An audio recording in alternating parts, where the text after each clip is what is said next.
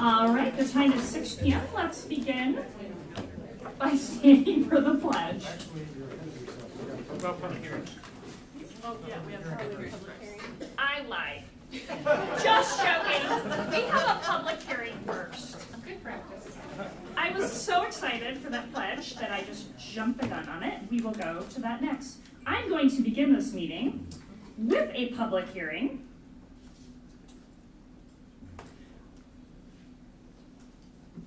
There we go. Regarding the cooling tower installation for Bett High School. So if anyone would like to speak on this matter, you may now come forward.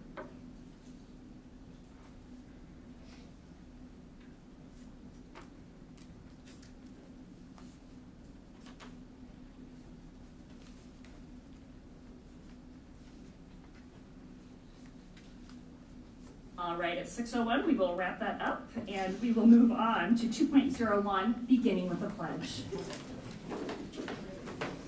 I pledge allegiance to the flag of the United States of America and to the republic for which it stands, one nation, under God, indivisible, with liberty and justice for all.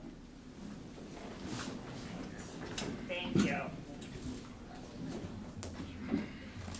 All right, that brings us to 3.01. Do I have a motion? I'll make a motion to approve the agenda.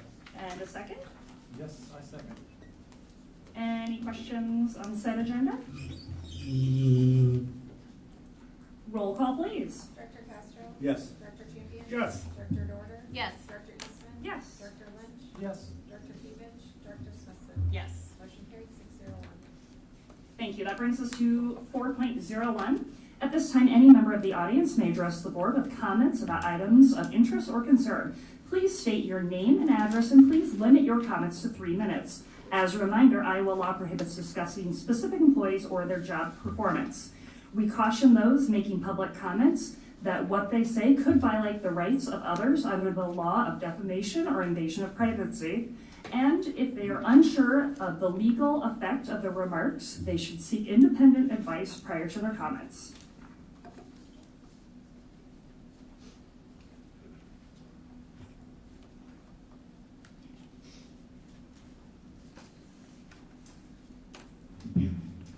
Melissa Zumdo, 3328 Southampton Drive in Bettendorf, Iowa. First off, I want to say I'm really excited for the school year. I know I'm ready for my kids to be back in school.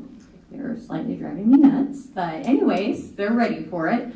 The one thing, and it probably won't take all 3 minutes tonight, that I want to address is transparency and communication. I have to say, I've seen a huge improvement, lots of emails coming through. And what I find when I speak with parents is they love it. They love the communication, seeing everything that's going on, but they don't always have time to be looking at their computer or phone through emails. So I was wondering if maybe at some point we could think about switching the form of communication to a platform through text message. I know there are many other school districts that do this, and it works really well. And I think we're all pretty used to getting plenty text messages, and that seems to be one of the more primary forms of communication that we're paying attention to. And it also gives people the opportunity, if they don't want to do it, they can just hit stop and not get the notifications. But my goal is here to try to, close in the gap with any type of miscommunication there is between parents and the school, and making sure everybody knows what's going on so that there can be even a greater amount of participation from the parents so that we can help support the district and make it be a successful year. Thank you. Thank you.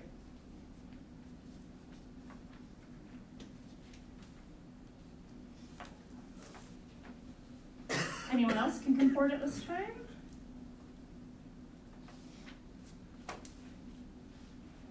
All right, we will move along to 4.02, board shared communication. And Director Castro, we'll begin with you, sir. Oh, sure. Okay, the football golf outing was recently held last weekend, and I was not able to attend. I talked to Coach Fernan. They were crowded, really full, so I tried to buy my way in, but he wouldn't take a bribe, so I did not play, but I had some good reports back. 129 kids, 129 golfers took place, and they raised approximately $6,000 in the one day. It's a great gig. They always give away a $1,000 scholarship to a graduating senior who's going on to college to play football. and this year's recipient was Terry Dunn. The money that they raise pays for the St. Ambrose football team camp that they go to, that they attend every year. It pays for the huddle, which is a sideline program. It pays for helmet stickers for awareness for breast cancer awareness. On September 11th, or during that time period, they wear red, white, and blue helmet stickers to commemorate 9/11, and also they wear camel stickers to commemorate Veterans Day. And I was talking to one of the coaches and said as they look out before they start, they always give little speeches and things. And said it's just great to see all the kids, I call them kids, but all the players that come back, parents that come back, that want to play in this. Some come in, typically they come in to play this, but they come in to see some of their friends as well. So it's a great reunion time for them. They still have that passion, purpose, and pride in them that help establish what Bettendorf football was, and we hope it still is. And there's a book that recently came out. It's called Home Sweet Dome. It's on Iowa high school football during the playoff era. And there's a whole chapter dedicated to Bettendorf football. Among some of the elite teams in the state over history. It's called Bulldog Blitz. It's a great honor to have Bettendorf's name in there and some of the great coaches and things that help establish the excellence that we have in that sport. Coaches like Mr. Hobenick, who kind of got it all rolling and things like that, but one of his great assistants, Randy Scott, who is retired. Aaron Wiley's taken over, and Kevin Frecking, who has helped establish that reputation of excellence that we have. So it's a great gig the football players do, the football coaches do, but it's just a symbol of excellence that Bettendorf has had, and will continue to have. I think it's a great tribute to our Bettendorf athletic teams. Thank you. Director Smithson. I know that there are lots of new staff coming on right now, and I just want to tell them welcome to the district. And I know that teachers are trying to get ready for the school year, and I'm excited about that for them, so. Thank you. Director Champion. I was able to attend the 5 p.m. meeting at the middle school for parents and community members. I just want to thank all the staff in the middle school and the admin office. It was very evident how much work has been done this summer. I also want to say thank you to the parents that showed up and the community members. And then I was very excited. A community member has agreed to help reinvigorate the parent link at middle school. And it was very, very active when my oldest was going through the middle school, and then it kind of tapered off. It was starting to maybe taper off when Madeline went through, and I think between that and COVID, it kind of died down. So I'm just very excited that someone's taken the initiative and the responsibility to get that up and running and moving again and working with Alan on that. So I'm very excited. And back to the little tech savvy, they had QR codes right there, and I was able to get signed up for Parent Link at that meeting. And then I need to go through the process for the United Way background checks. So I think that was a great way to present it, and people were able to get it done right then and there. So thank you. Excellent, thank you. Great idea.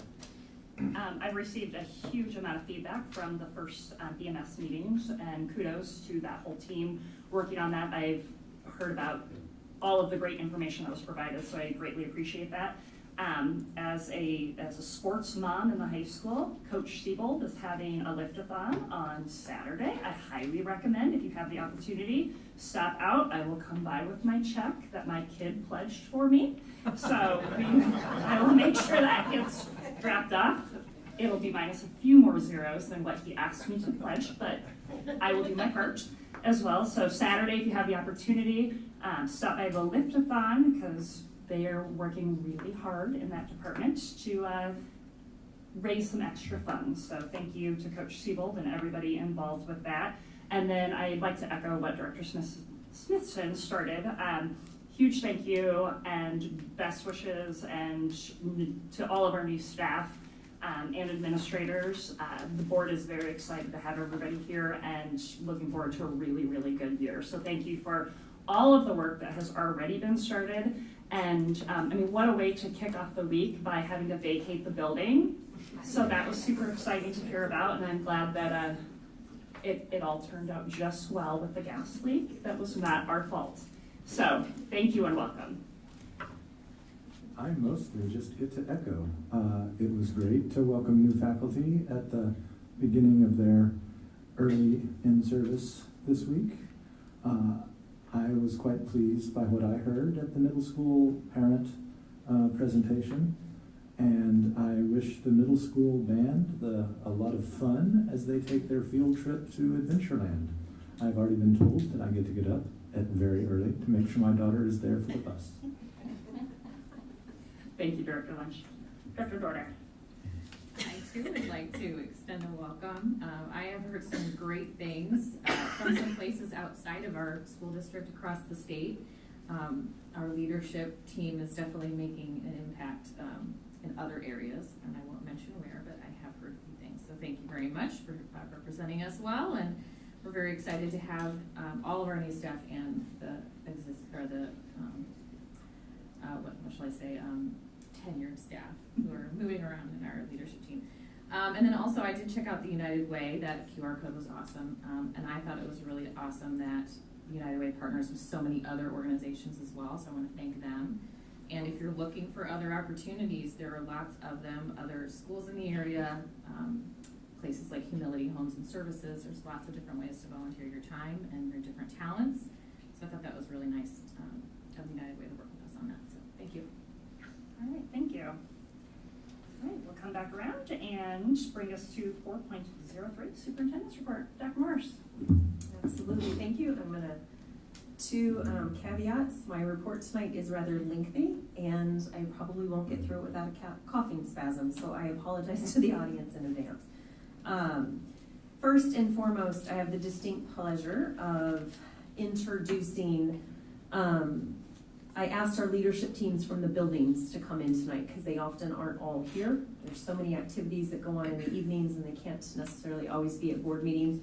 And I think it's just incredible to have them all in the same place at the same time, and then introduce you to some new faces in the admin center tonight. So I would like our Bettendorf High School leadership team to come up, please, to the podium.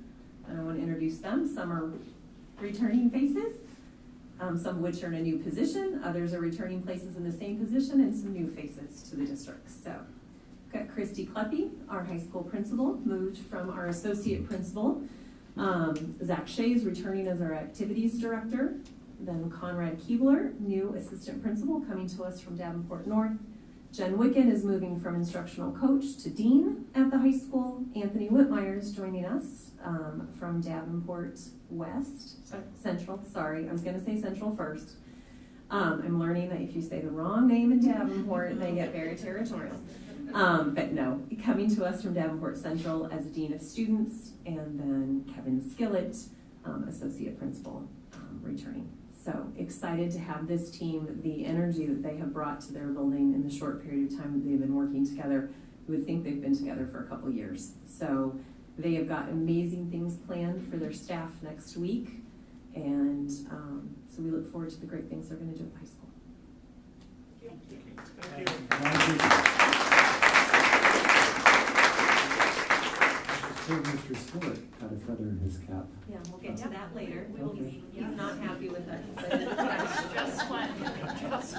Mr. Skillett. Why do you think he chose the back row? All the way back there. All right, can I have our Bettendorf Middle School team come on up, please? Many of you in this room met them the other night. They had their Meet the Admin night. So thank you to Director Smithson, Director Champion, and Director Lynch for attending that meeting. I know you all are parents, and it meant a lot to them to have you in the audience. But I first want to introduce Alan Hartley. He's returning as our principal over at the middle school. We have Trampus Buddy, who is a seasoned administrator. We are lucky to steal him from Pleasant Valley. He will be the assistant principal over at middle school. We have Allison Holland, who is Dean of Students. She joins us from Davenport. Tammy Shelf decided to take on a new role and leave her Edison family to share her gifts and talents over at the middle school. She'll be serving as assistant principal. And then Justin Galbraith is joining us from Burlington. He will serve as our other dean at the middle school. We're super excited to have them as a leadership team, and they have been working really hard together and have great things planned for their team next week. Can I have you guys move around a little bit, and that way I can get you on camera for people at home? I'm always A little in the closer. middle. It's not a height thing, it's okay. I'm trying to hide in the back of the new teacher. If you could come up closer to the table, like behind these chairs, Okay. and then. Remember, you've got the cruise director. Yes, we The do. cruise director is in charge. Thank you very much. That was it.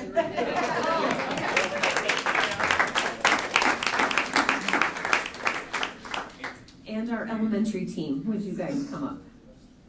Corey, Cheyenne, Jill, elementary. I know I have 4 of the 5 of you, right? I just want to head that direction, yeah. Rachel, oh my God. Clearly, it's been a long week. Rachel Cuppy, our interim principal at Neil Armstrong, is actually at a meet and greet PTA meeting tonight that her PTA planned so she could start getting to know her families. She'll be joining us a little bit later. She apologizes for not being here at the start. Corey Espon, interim principal at Hoover, thought she was going to be an instructional coach, but most recently was at Neil Armstrong. Chad Udy, longtime teacher and administrator in our district, decided to leave the middle school world and join our elementary team. He will be leading Mark Twain. Jill Bresnan joins us from Macokota. After 16 years there, we wooed her away to lead Grant Wood, and Cheyenne McCann, stepping out of her ELP role, and will be the interim principal of Bett Paul Norton. So we're excited to have all 5 of them in their places. They've hit the ground literally running with roller skates. And are doing great things. And tomorrow night, I think you have your popsicles with the principal event for Hoover. Is that correct? Correct. All right. So thank you guys. Yours is Monday? Paul Norton's is Monday. I believe Rachel is at the spray pad right now. She is. So she should be in great shape when she comes in. So thank you guys. We're so excited you're on the team.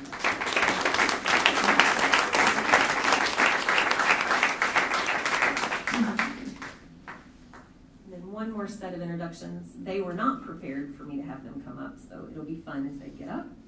I'd like Jamie Olson, Karen Allison, Aaron Pesca, Sarah Harris, and Rhonda Nelson. I don't know if Aaron was able to be with us tonight. Come on up. No, I messed up the cameras. Oh. The one group that was gonna follow the directions. Yeah. We figured out where to go and now it's different. I understand that. Leave it to Celeste. I I told got you. it fixed. Oh, That's There why you go. she's having you move. I couldn't figure out what was going on. So we've got, these are, poor Joanna. These are our new faces in our administration center. I'll start Karen Allison. Most recently, the Hoover principal has joined us as our director of student services. Jamie Olson left Neil Armstrong to join us as our director of curriculum instruction and assessment. Rhonda Nelson left first grade at Mark Twain to come in and be our literacy facilitator. She's literally led 3 letters cohort trainings this week. What did we say? Over 18 hours worth of training? Yep. Thank you. We'll have more on that a little bit later. And then super excited to announce Sarah Harris, our social emotional behavioral health coordinator, stole her from the AEA. And she's just done all kinds of things, and all 4 of these women have hit the ground running, jumped right in, picked up where their colleagues left off to make sure that we have a successful start. You will hear from 3 of them later tonight in our presentation. So glad they are part of our admin team. They are gonna do great things. And then Erin Pesca wasn't able to be with us. She was just recently named as our data assessment and instructional technology manager. And she comes to us, to former math high school teacher at Bettendorf and most recently instructional coach. And then Marty Beck, as you know, was a high school teacher last year, formerly an instructional coach. Will be doing part-time work teaching high school math as well as math facilitator role, working side by side with Rhonda and Jamie to continue the curriculum work that we have going on in the district. So excited to have these women a part of our team as well. So thank you, ladies.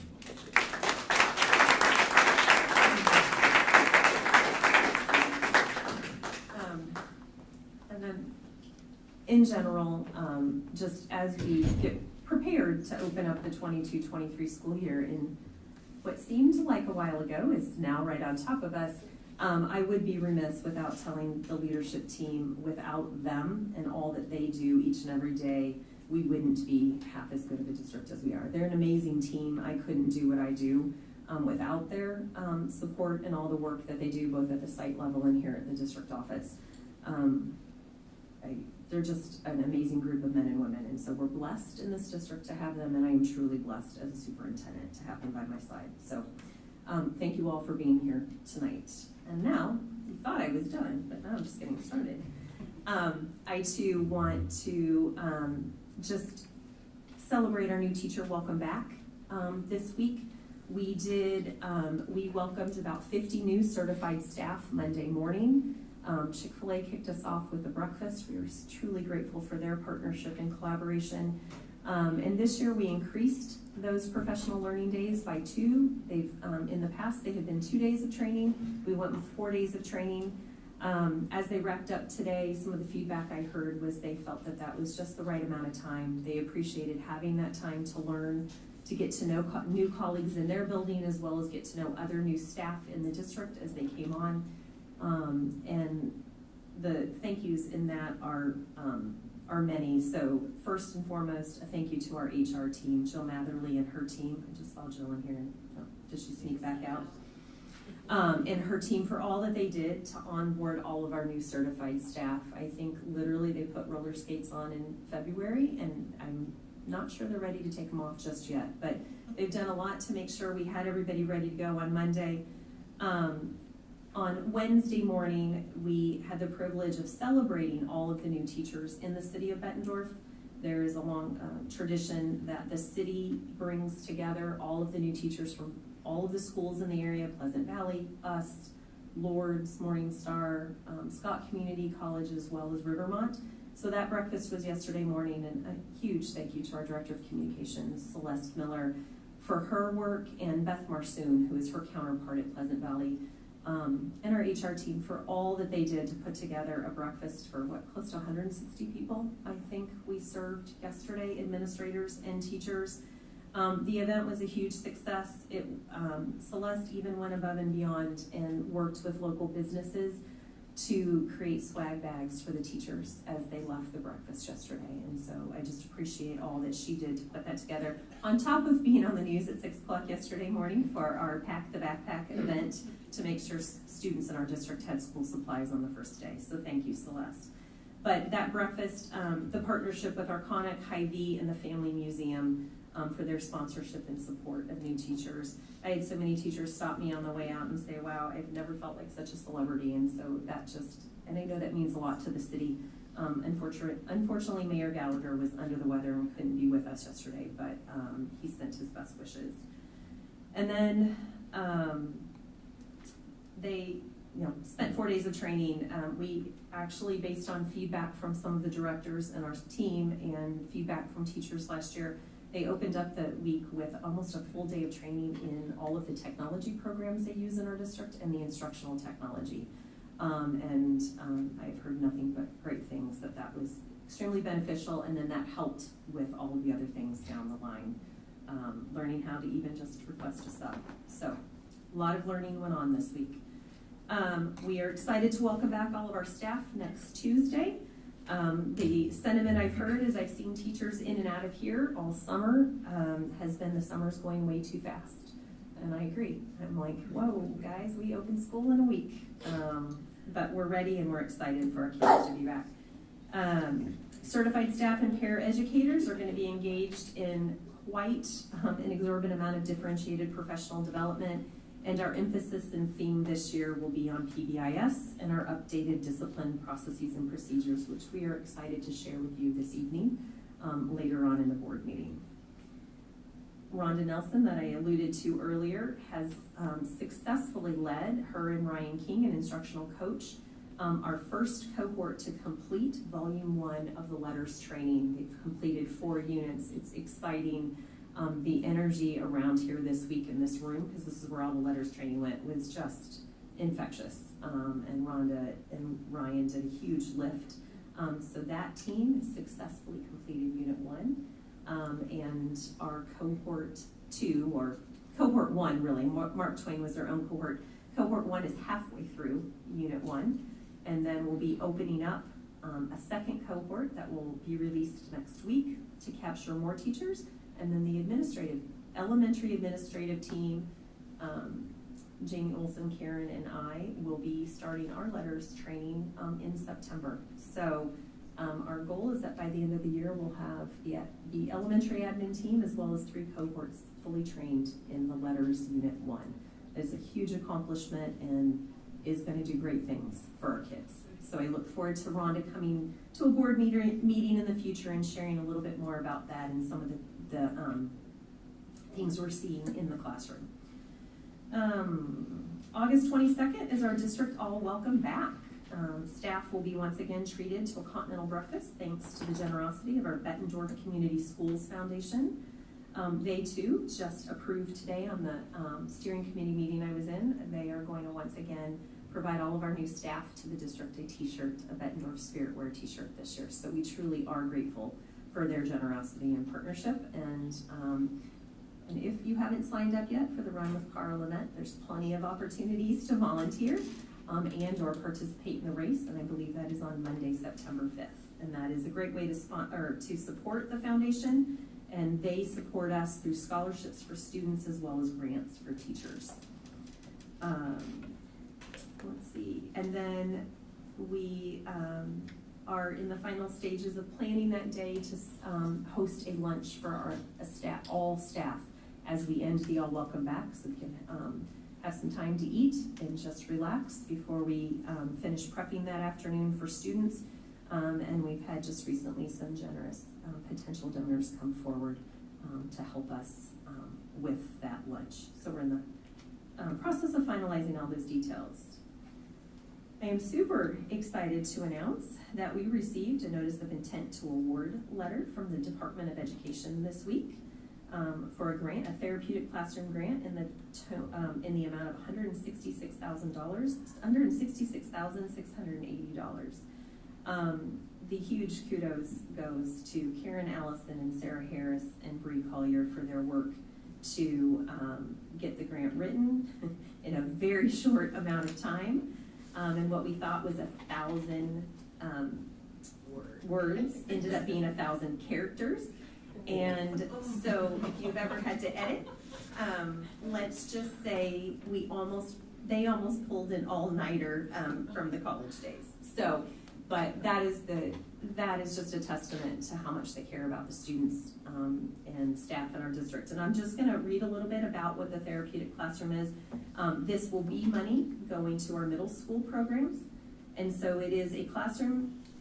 The intent when they say classroom means supports and services. Doesn't have to necessarily be a classroom, but supports and services designed for the purpose of providing resources and support for any student with or without an individual education program whose emotional, social, or behavioral needs are interfering with the student's ability to be successful in their current educational environment. And with or without supports, and until the student is able to successfully reintegrate into their current educational setting. So what we're excited about is, as you're aware, we opened up the Pathways program last year at Bettendorf Middle School as another, as a part of that continuum of supports and services for students. This will just help us continue to strengthen and build that continuum of services to really meet the needs of the students. And so we're starting with middle school, and then we will build off from there. And so we're excited what those resources will bring to the district. It also affords opportunity for professional learning for staff, so that we can ensure that our students have what they need to be successful. Did I miss anything, Sarah, Karen, Alan, about the grant? No? Yeah, almost $200,000 worth of funding from the state. On top of the funding we received last spring under the Iowa Workforce Development for social, emotional, behavioral health of approximately $100,000. That focus was what afforded us to be able to design a position to help us, and that is the Sarah Harris position, and also afford to further build staff capacity around professional development opportunities. So between those two, I think we're headed in the right direction. So excited about that. I promise I'm almost done. Sorry. Just a lot to celebrate and a lot of work has gone on this summer. I want to acknowledge and recognize all of the teachers, support staff, and administrators that gave countless hours this summer.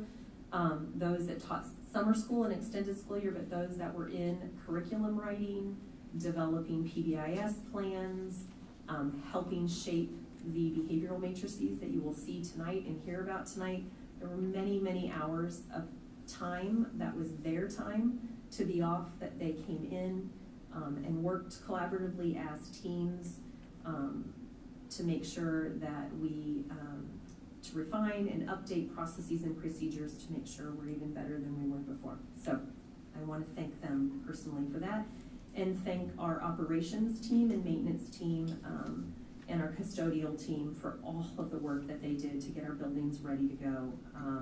At Hoover, as we finish up the construction over there and look to schedule an open house and a ribbon cutting,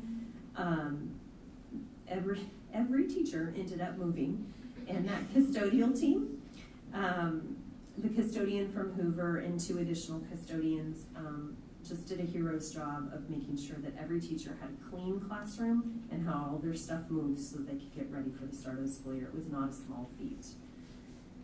And then want to recognize one of our seniors that played baseball over the summer. Aiden Hamner was named to the 2022 First Team Academic All-State. That award came in after we published our board agenda, so I wanted to make sure, because baseball and softball are summer sports, they don't always get some of the same press that we get during the school year, and so that's exciting to have one of our graduates be named to the Academic All-State. And then I will save the administrator award for the next thing that's coming up. I'll let our board president do the honors. And I think that's it. I'm done. Thank you. Kevin looks thrilled back there. Thank you, Dr. Marsh. So I'll put the pressure on you so he can be upset with you, not me. Perfect. That brings us to 4.04. Welcome, Bree. Thank you so much. I promise I'll be a sticky note short here. To balance out your boss? Well, no, we work together, right? Teamwork is the dream work.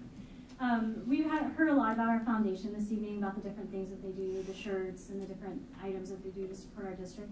Don't forget, as you're doing back to school shopping, if you use smile.amazon.com, the Bettendorf Community Schools Foundation is a charity that you can support. So please do think of them. They do so much to support our staff and our students with their innovative grants and the different donations and items throughout the year. So if you are doing that back to school shopping for your teacher's wish list, you can go to smile.amazon.com and make sure and select the Bettendorf Schools Foundation for your charity. Also, I wanted to just mention that I was able to go to the Mark Twain backpack program. I had no idea about the gas evacuation, but we dealt with it beautifully. And there were a lot of supplies stuffed, and it was really wonderful to see all of our volunteers and the news media that came out to cover that. So that was a wonderful thing that our outreach program did and that our community supports. And then also, I don't know how early you're getting up tomorrow, Director Lynch, but several of our members here on staff did attend the activities conference with me today. I heard the 5:30 start is kind of how they want to start all of their days. But we did, yeah, that was my interpretation. It's Zach back there. It may be open to interpretation, but we did drive up and back to Des Moines today, and so thank you, Zach Shea and Alan, our middle school principals, Sarah Rock, Sarah Derby, and Johanna, and then Anthony was game for a 5:30 start, so I agree he's a great new hire. Thank you for the opportunity for the professional learning, and we're a little bit better now at understanding activities, accounts, funds, and all the wonderful things you can and can't do with them. So thank you. Thank you, Bree. Thank you. Brings us to 4.05, BEA. Welcome, Kate. Good evening. Everyone is getting ready to get the new school year started. Many staff came in and worked their buyback day on August 1st, and I know many more have been in since then working to get their rooms ready. BEA provided breakfast this morning to the new teachers, and we happily welcomed them into the district. Last week, a few of us were able to attend the ISEA Summer Leadership Conference. I went and personally learned a great deal of information. Pretty sure my brain was running on overload until I was able to talk to Emily, my co-president. She and I have started to put new practices into place for our members, and we look forward to working with our building reps and members this year. We are excited to host a coffee truck at the All Staff Welcome Back on Monday, August 22nd, and we'll be purchasing drinks for all of our members. We are all looking forward to having our students back in our rooms for a great year. Thank you. Thank you, Kate. 4.06, welcome to Melissa.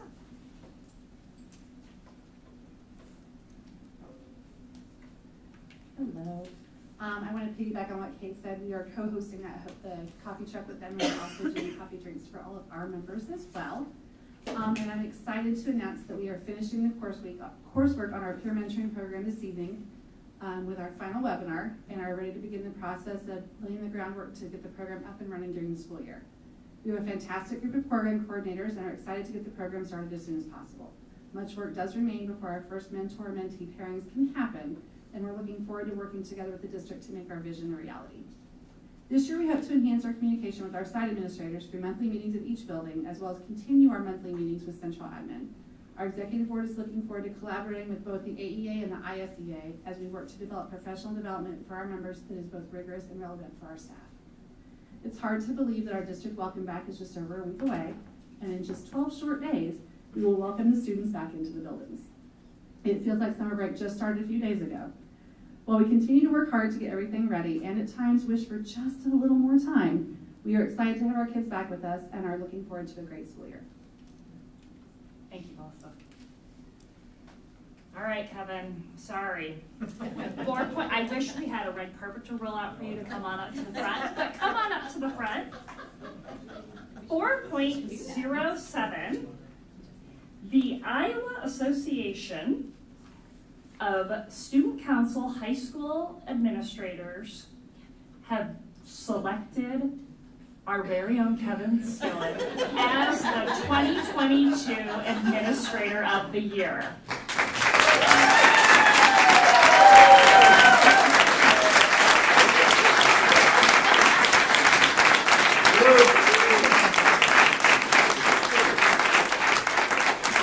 So to add to that, Mr. Skillett was nominated by our very own Mrs. Burrows, along with the student council, sorry, I was going to say school board, student council from Bettendorf High School, although we fully endorse that recommendation as well. So we are incredibly excited to have, like I said, our very own Kevin Skillett named Administrator of the Year. Dr. Morris, would you like to add anything to that, please? I don't think it could go to a better person. So his just support of this program, as well as so many of our other programs, is a testament to who he is, and we just appreciate all that he does every day. And yes, I'm sure he's not going to be pleased with a lot of us for the attention, because this is just not Kevin. He does not want accolades or attention, and I think that's what makes him such a special person, and we are so grateful to have him on our team. Can I just say a couple things real quick? Please. Yeah, okay. I want to thank Celeste for sending that on social media, which caused a lot of gratitude throughout the day from my colleagues. So thank you for doing that nice and early in the morning. Maybe you should have gone to the activities conference I should have, today. yeah. I thought I had it all pretty well under wraps, but no, in all seriousness, really this award is on behalf of our school district and our students, and particularly our student council and our student organizations, our teachers, Ms. Burrows and Ms. Mahoney, who lead our student activities and, our student council. We've been a council of excellence for many, many years in a row, which is the highest honor, which I think is amazing, right? And it was a good reminder. We actually had our school administrators conference last week, and I think this is just an example of, we do a lot of networking with other school districts, administrators throughout the state, and I think this is just an example of how highly respected Bettendorf School District is.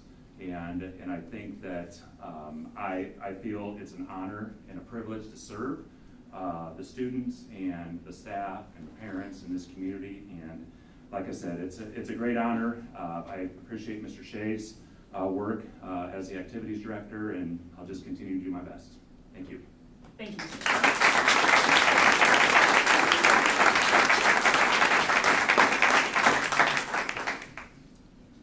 Brings us to 4.0H. I do not believe we have a student board representative. Yes, sir. Oh, can I just get back to one, well, since we're handing out all kinds of accolades, from what I understand, Director Lynch has just been hired as a teacher at Frank L. Smart. So congratulations, is that correct, Director Lynch? Thank you, sir, yes. Yes, congratulations, so that's very nice. And Dr. Morse, I have two questions real quick. On that therapeutic classroom, is there a academic component to that as well, or no? There is. Okay, does that replace Pathways, or is Pathways still in existence as well? No, what it'll do is we will just enhance the type of continuum of services that we have. So we're gonna build on that. We'll still have our Pathways program, and then we'll use this funding to do a needs assessment and look at what we wanna do and how we're gonna expand programming. Great, thank you. As I was stating, hopefully by our next meeting, we will have our student board representative here, because it is always great to hear firsthand about all the great work that is happening at the high school. So we will look forward to that. That brings us to 5.01. I'll make a motion to approve the consent agenda. I will second that. Roll call, please. Dr. Champion? Yes. Dr. Dorder? Yes. Yes. Dr. Lynch? Yes. Dr. Pevich? Dr. Smithson? Yes. Dr. Castro? Yes. Motion carries 601. Thank you. Brings us to 6.01. I will make a motion to approve 6.01, approve the scope of work and proposed budget of $315,000 for the Bettendorf High School cooling tower installation. And do I have a second? I'll second. Welcome, Kurt. Good evening, all.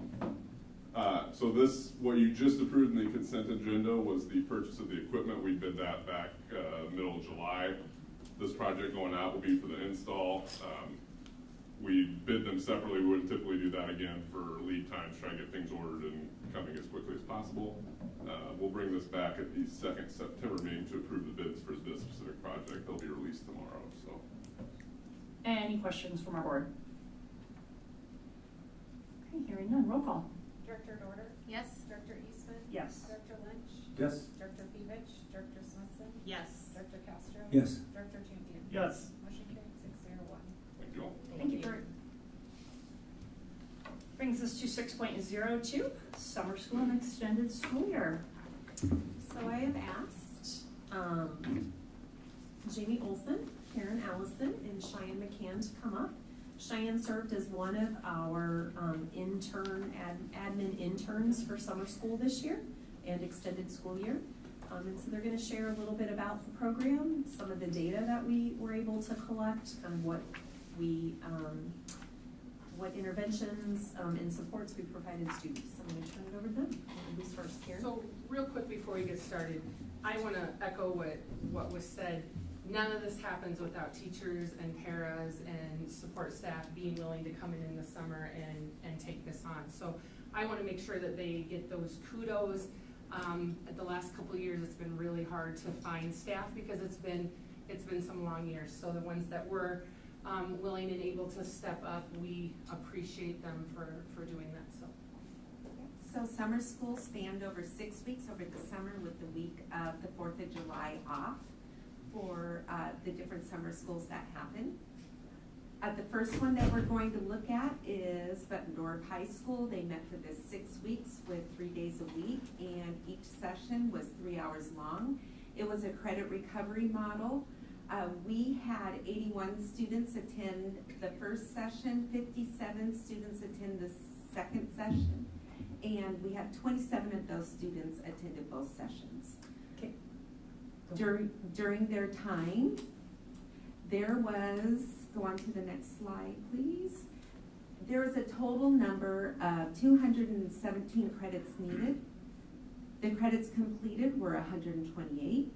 The number of students completing at least one credit was 79 students, and then we had 57 students completing all assigned credits.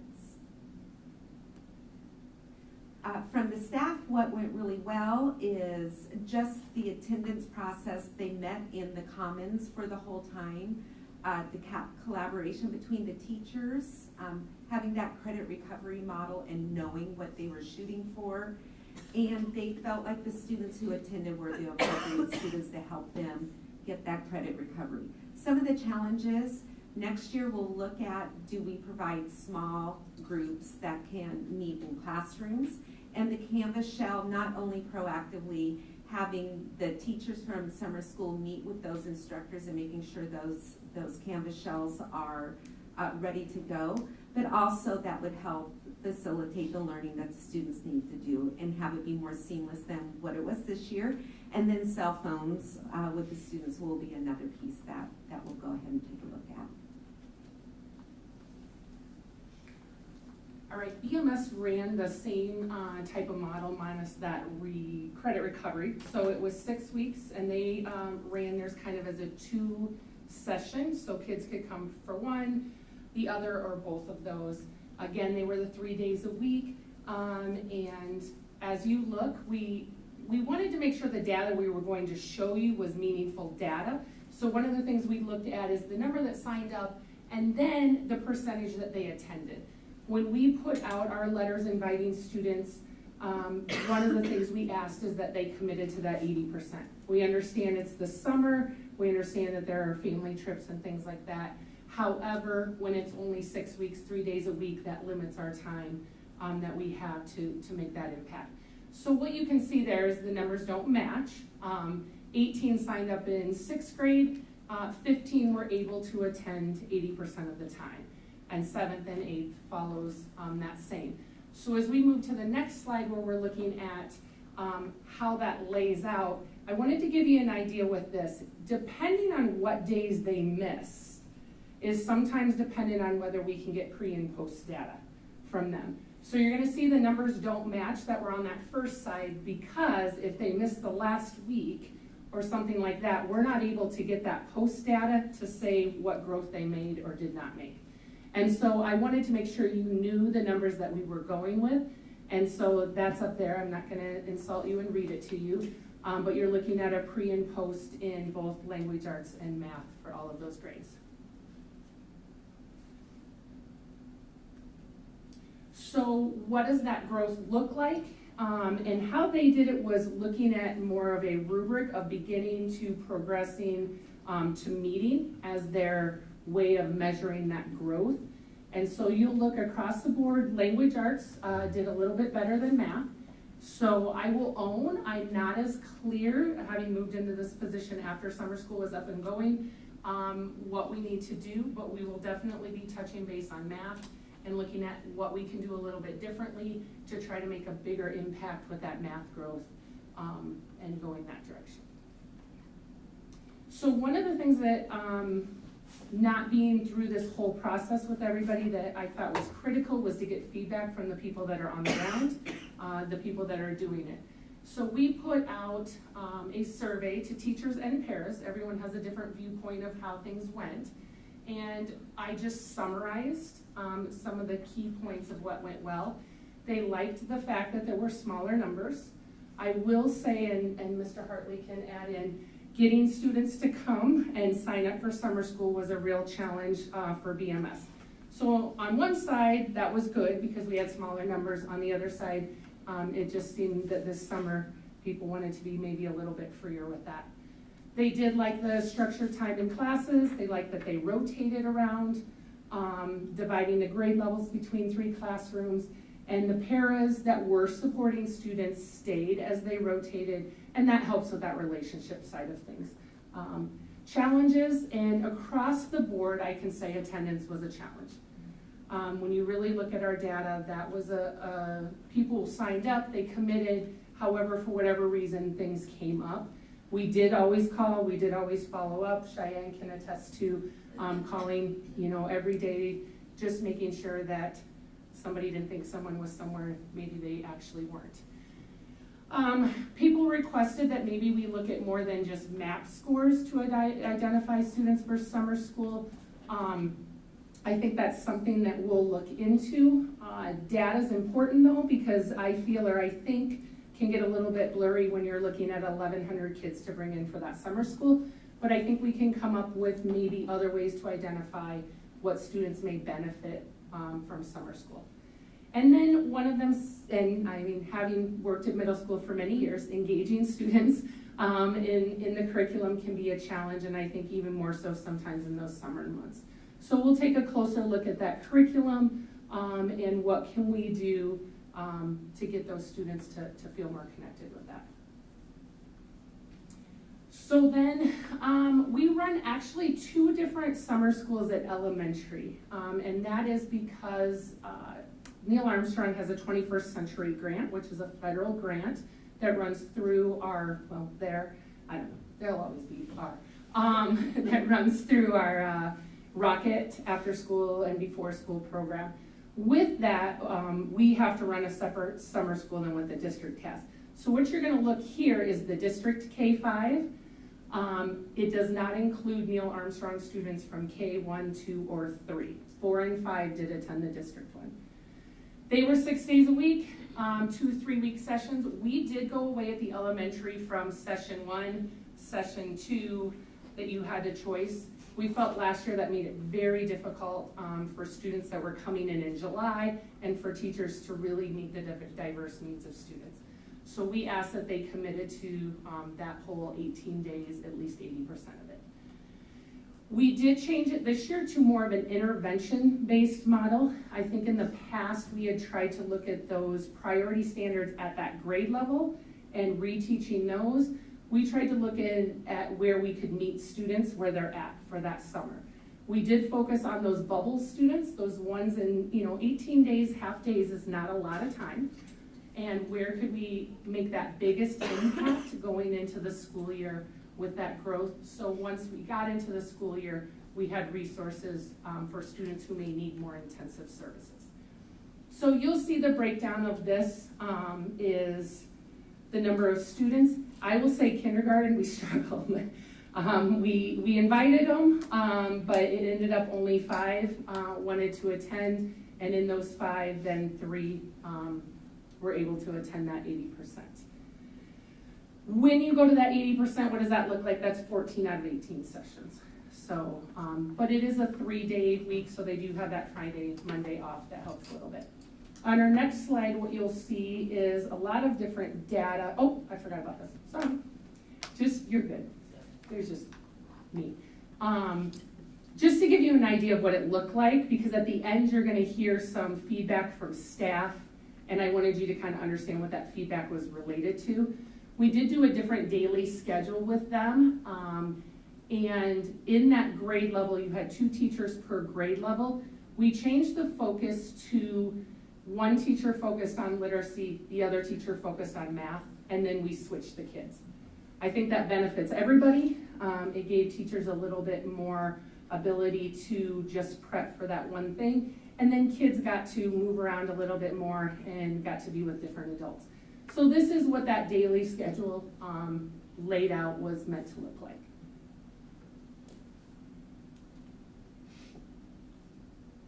So here is data as you look at this. Your bottom is really what you're looking at for your different measures, and the numbers that you're seeing there are your percentages. So we're really looking at those kids that attended 80% of the time. So as you're going back at those numbers, you're looking at those ones that were 80%. You're looking at words per minute, what percent made an increase. In the end, what percentage were able to meet benchmark. Then we looked at that accuracy side of things, how many were able to meet the accuracy benchmark of their grade level. And then we looked at who made that increase in both, and then who was able to meet both those words per minute, fluency, those type of things. K1 looks a little bit different when you start talking about fluency because they're working on letter sounds, sight words, and those type of things. So our next one, and you can stop and ask me questions, or I can just keep talking too. So when you look at this, we wanted to break it down by grade level for you, just so you could see how they went across the board. You're gonna see that increase in words per minute, and then that accuracy. Accuracy for kindergarten and first grade is very similar to their words per minute because they're reading sight words, letter sounds, things like that. So to put that bar in there, I think is confusing. It's not really representing what they're working on with that. If you look at our fifth grade, I think it shows the importance of that accuracy side. You have to get kids to the accuracy in order for them to be able to move on that words per minute and fluency. So while we may say only 50% made an increase in their words per minute, we had 83% who became more accurate readers, which now gives us that ability to build on that as we move up into the school year. So math. Obviously we don't have accuracy and fluency in math. We do, but not data you want to look at that way. So when we looked at this, we're looking at those who increased their score across the, do the math was the intervention that we used for our math across the district at both sites. And that allows you to do testing at the beginning to see where their placement is, and then to test them at the end to see where they've grown. And then 53% of the students at the end of our summer school were at benchmark. And it doesn't look like a lot, but knowing every student that came was not at benchmark at that time. So we were able to move those students ahead. We again just broke it down for you by grade level so you could see where that was at. Again, I just focus on that. That's those kids who attended 80% of the time. So that could really show what we were able to do with them. So Neil Armstrong has different requirements as part of that 21st Century Grant. One of the requirements is they have to hold 30 days of summer school. And people always ask, well, why do you do 5 days a week? Because the alternative is 10 weeks of 3 days a week, and that butts you right from the end of school to the beginning of school, and I don't think anybody would work that. So we go 5 days a week, and they go each day with that. It again, because we have to get invitations out for summer school across the district so early, because all of you who are parents know your summer schedules for your kids fill up very quickly. We're forced to use those winter benchmarks as our starting point for those. It does give us some opportunity at the end in the spring to reevaluate a couple of kids, but overall we're kind of tied to being able to do that so we can get those out in time, people can plan and do that. We followed the same daily schedule as K-5, and you can see here the number of students that were invited, and then the number of students that attended at least 80%. 80% for Neil Armstrong Summer School would be 24 out of those 30 sessions. So I'm pretty much going to give you the same type of data that I gave you for the district one. As you can see that comparison. So these are those percent of students out of those that attended 80% of the time that made growth. We do have some things here we need to look at and definitely dig into and see what was going on. One would hope 5 days a week would have allowed us a little bit more growth, and I think it's a conversation of what's going on and with that. So. Did you use the same, was this the same program? Yes. So we used Soar Into Reading from Really Great Reading Company for the intervention for literacy, and then we used Do the Math. So you both used the same program Yeah, for both? at both of them, we did. It is interesting data. I would love to get up here and be able to totally tell you why. Looking into it. Hopefully I can not only tell you why, but I can help to come up with a solution to that. So then if you go, we also broke it down then by grade level. And same thing when you look at that kindergarten, the reason they're not there is that accuracy is really basically that same thing as that words per minute. So math, we saw 89% of our students have an increase in their testing from that pre and post for that. And 64% of our students left meeting benchmark for math. And then here is your data for that side of things. I will say, when you talk about an increase of a score, you have to think about where that starting point was for students. And so you may say, why does this look so great? And then we only have a certain percentage that are meeting benchmark. It's all dependent on where your starting point is. That's where I think sometimes the data that is out in the public is that proficiency data, and growth is really that true measure of where you're headed, because I can make a huge growth, but if I'm starting at the first percentile, even with that big growth, I'm still gonna be non-proficient for a while. So just always keep that in mind. Again, we sent out feedback from teachers and paras. This was the first time that we did an intervention-based model, and they really enjoyed the switching. Neil Armstrong, we had to get a little bit creative. We don't do 2 sections of every grade level because it's a one building that we're pulling from. So in this case, we had the kindergarten and first grade teacher pair together and switch their kids, and we had the second and third grade teacher pair together to switch theirs so that they could still focus on that one content area. Since it was intervention-based, that really wasn't a huge change for them in terms of the groupings of those students. Sometimes when you say grade level, it's not representative of necessarily what they're working with. They did like the interventions. They thought that they were relatively easy to follow. They did like having a set curriculum for math and literacy. I think we gotta look a little bit deeper in if we're getting out of it what we need. And they did like, with the rotations, using that workshop model, they had the ability to work in smaller groups right within their classroom.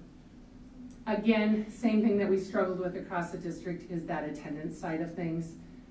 Some reported they did have, challenges with some diverse needs, even though we were looking at a smaller bubble this time. Some even we had kids that were, by the time they worked with them, already at benchmark, like within the first few days, because maybe in the winter, it just wasn't a good testing window for them. One pushback, and I will agree 1,000% with this, is having earlier access. Soaring into Reading is an online program that you can get through. They're a really great reading company. It is free. They were late in releasing it. And so we got it before we started, but we didn't get it in ample time to really give people, and I will own that. It was one of those, it's coming, it's still coming, it might get here, and it did, and I would agree with them that we would be better off if we could give them access to that earlier. And now I'm going to turn it back over to Karen. Okay, and the last piece that happens over the summers is extended summer school for some of our identified special education students. We had 30 students participated in extended school year services. This is a team decision. It's based on data. They look at the areas or the goals of concern, and if those students look like they need additional time within goal areas because they were not able over breaks to recoup learning loss, those are the type of students that we're looking at in order to provide extended school year services. There are rare and unusual circumstances that are a factor of this, and this is something that there are other factors that you would consider, but it is a team-based decision made typically after spring break, and they really look at students and was there regression after fall break, Thanksgiving, winter break, and then spring break to determine eligibility to make sure that they come back to school and they are able to pick up where they left off in a reasonable amount of time. If you break it down, those 30 students, 11 were elementary, the middle school had 6, and the high school had 13, and those services are all provided by special education service providers. So that is the end of our summer school presentation. We had many successes. We wish attendance was a little bit different, but do understand that families do have vacations and other things that come up. And it's a goal that we'll continue to work on as we move forward. Does anybody have any questions over the slides or the summer school programming? Yes. Do we provide transportation for these kids? The only students during summer school that have transportation provided are the extended school year students that have special education services as part, transportation services as part of that. Is there a follow-up to the parents on how their kids reacted to the summer school? Their kids felt better or felt more ready or anything like this? Is there a follow-up survey to parents on how they thought their kids reacted to this? No, but I can create one. Yeah, we can send one out and get parents' feedback. I think that would be a great idea. Also, what were the barriers that at one point we thought we could get there? And what was our barriers in attending? Yeah, we can easily put that together and send that out for them. Okay, thanks. Yeah. So I noticed that while there were smaller numbers at Armstrong with the 21st Century, because you did 5 days a week, you had more kindergartners. Do you think that maybe, so as a working parent, you know, you're trying to figure out summer, and if you've got, well, this day they have to go here, and these 3 days they have to go here, and this day they have to go here, and I'm working, and I have to figure out someone to get them there. So I don't know if maybe doing a survey to parents ahead of time over would you prefer 5 days a week and a shorter session, you know, for the district, instead of 3 might help you with getting, especially those really young kids there, you know, working with, to kind of work with working parents. Because if both parents are working, like for when my kids were little, both of us worked, and we don't have family in town to do all the running for us. So, you know, transportation can be an issue, especially when you say kindergarten, you know, that especially with kindergartners.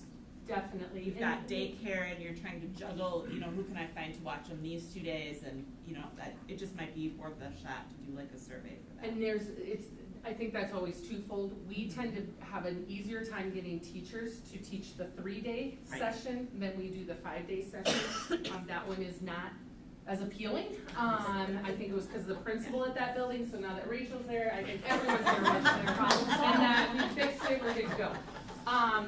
But that is, you know, that on that flip side, I know but I it's hard. agree. The other side of that is we've been able to set up, Parks and Rec runs their afternoon program, and it just playground. I was like, it just Yeah, I was gonna escapes ask, me. is there somewhere that like that Correct. helps? And they're able to partner with different buildings. And I think as we look at that next year of where we place summer school, that we place it at a building that naturally already has that Parks and Rec as attached to it as possible, within walking distance, whatever it is.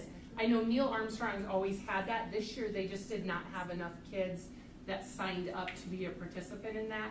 They had to close that one down and merge it with another I know one. the Parks program is something that's really wonderful for parents, and it might help with getting kids. I really love that idea of making sure that you're pairing with a school that has the park next to it, that has the park program, because that's such a great resource in our And this year community. we've had to, or the last couple of years with as much construction as we've had at elementaries and stuff, it's kind of just been you're the only one who doesn't have something being torn down. You'll get it right now. And so I think once all of that calms down, we're gonna have a better ability to be more strategic in when we place that. I think helping families to understand, there's a lot of scholarships out there for that playground. And I don't know that people know that. They don't, and we worked really hard at Armstrong to try to get them to understand. We often sent both the sign up and the scholarship. I think it's just that communication piece to parents and getting them. I tested you guys, and no one's asked yet. I said it's 3 hours a day. Did anybody notice it's not 3 hours a day? It's not 3 hours. No, it's 3.5. We extended it this year. I would like to say I tested you, but as I stood here and thought about it, I was like, that's not even right. So, we extended it this year to give more time for those rotations. That was feedback that they got last year, that there wasn't enough time to truly get a rotation through. So we extended it, which helps with the playground side of that, because the issue used to be we ended at 11:30. Playgrounds doesn't start till 12:30. You've got an hour there. Neil Armstrong was great because we were always a feeding site. So we, got him lunch, gave a little recess and things like that. So now, if we extend that a little bit more, we have a little buffer built in there, so. Does Cheyenne get to talk? No. Here's the deal.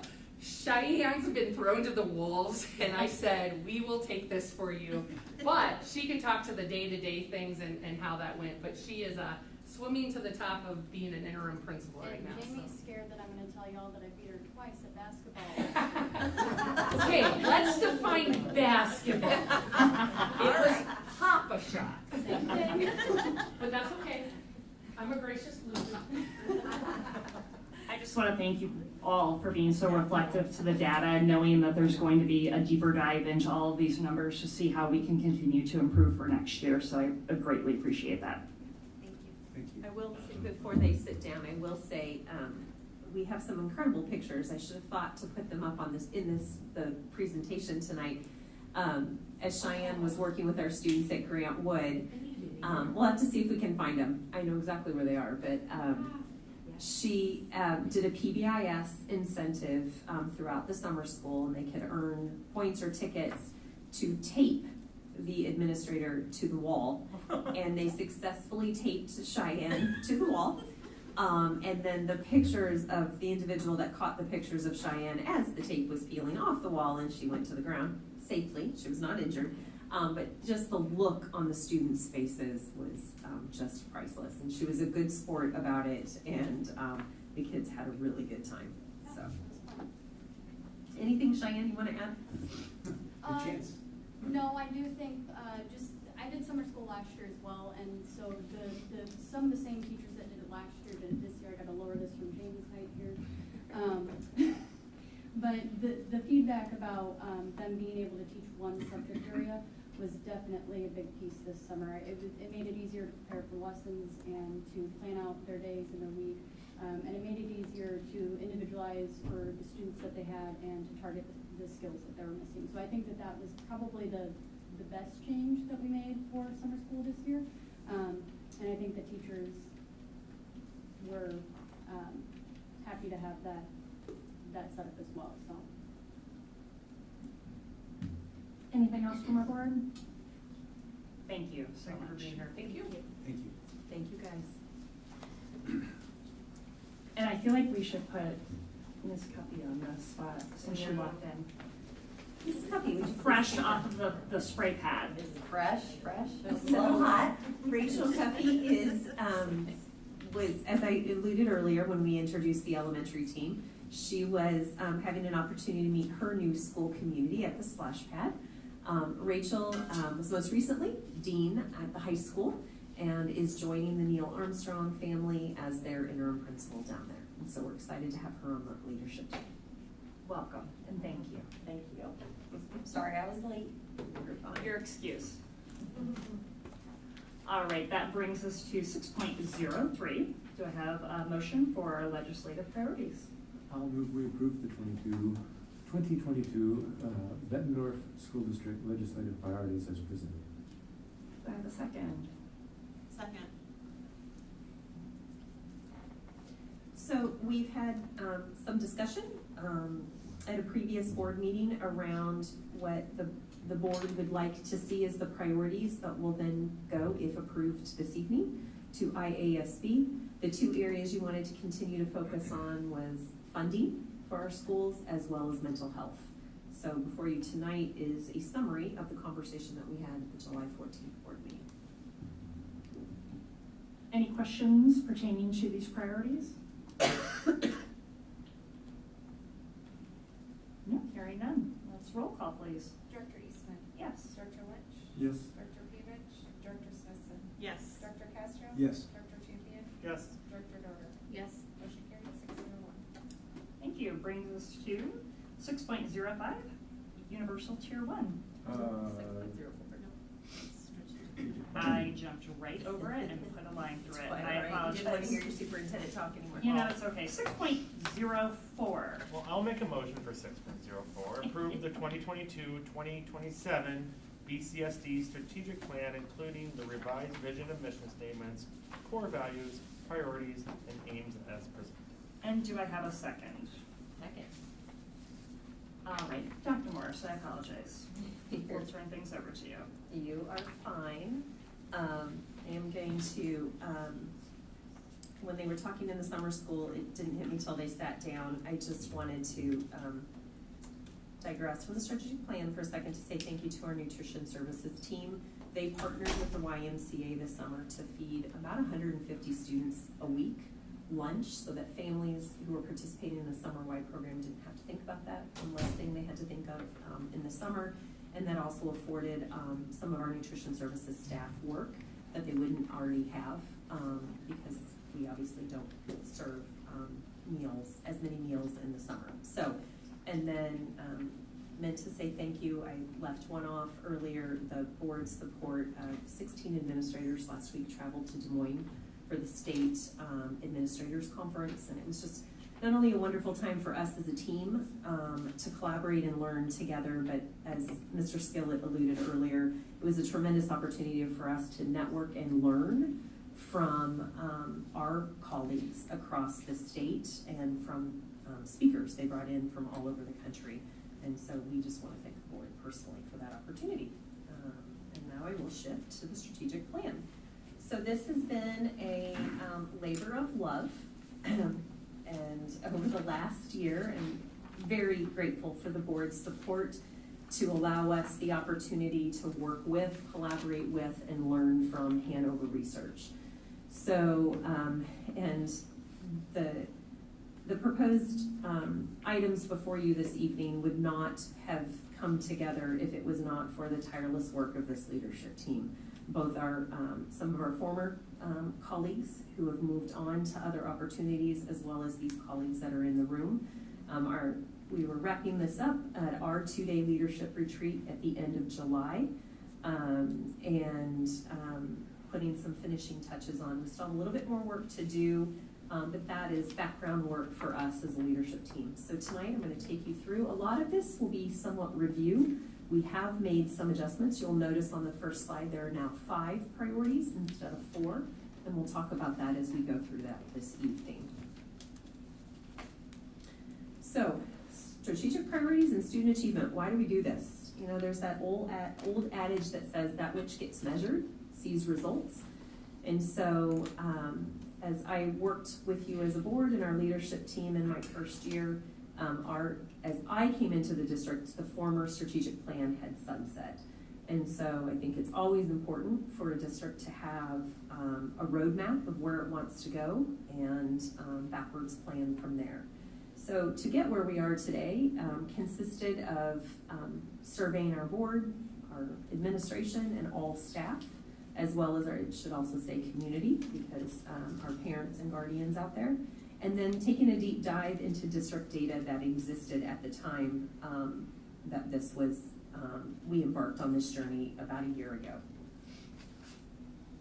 From that analysis of data, the top 3 district priorities that our stakeholders, the perceived priorities from our stakeholders, surfaced as providing multi-tier systems of support, setting high expectations for students, and delivering a high-quality curriculum. And so you will see weaved in the goals in the upcoming pieces to the strategic plan, all 3 of these deeply woven in our plan to make sure we are responsive to the stakeholders, not just staff in our district or the student data, but also to our community of what they said they would like us to focus on. Feedback from our stakeholders. I know some of this is repetitive, but it's helpful to set the stage. Providing adequate supports for our English learners, providing adequate resources to support student learning and monitoring student graduation. Where do we need to grow? The perception and feedback from stakeholders was understanding the cause of staff attrition, maintaining optimal staffing levels, and monitoring staff satisfaction. As well, you will see goals, priorities, and aims that focus on these 3 areas as well. Again, that prioritizing and committing to developing a strategic plan, it is not an easy process. It is not glamorous. And the results of it you don't see right away. It is very challenging work, and it can be tedious at times, but we do it for the very reason of those that we serve, those students, so we can make their experience a better one. Again, this is just recapping all of the forms of data. These are the different quantitative data points that were used to help us build this strategic plan or paint the picture. And then on the next slide are just the different qualitative resources. Okay, Celeste. The strategic plan consists of an updated mission, vision, and core values, our priorities, aims, and goals, and then the final pieces we need to work through as a leadership team is that actual action plan, the key performance indicators and action plan, so who's doing what, when, and what are those steps look like. I'm proud to share with you our new mission and vision statement. The mission of the Bettendorf Community School District is to inspire, empower, and unite our students as a community of learners in their pursuit of excellence. And our vision, educating and empowering every student every day in pursuit of educational excellence. So I really feel like it encapsulates all of the input.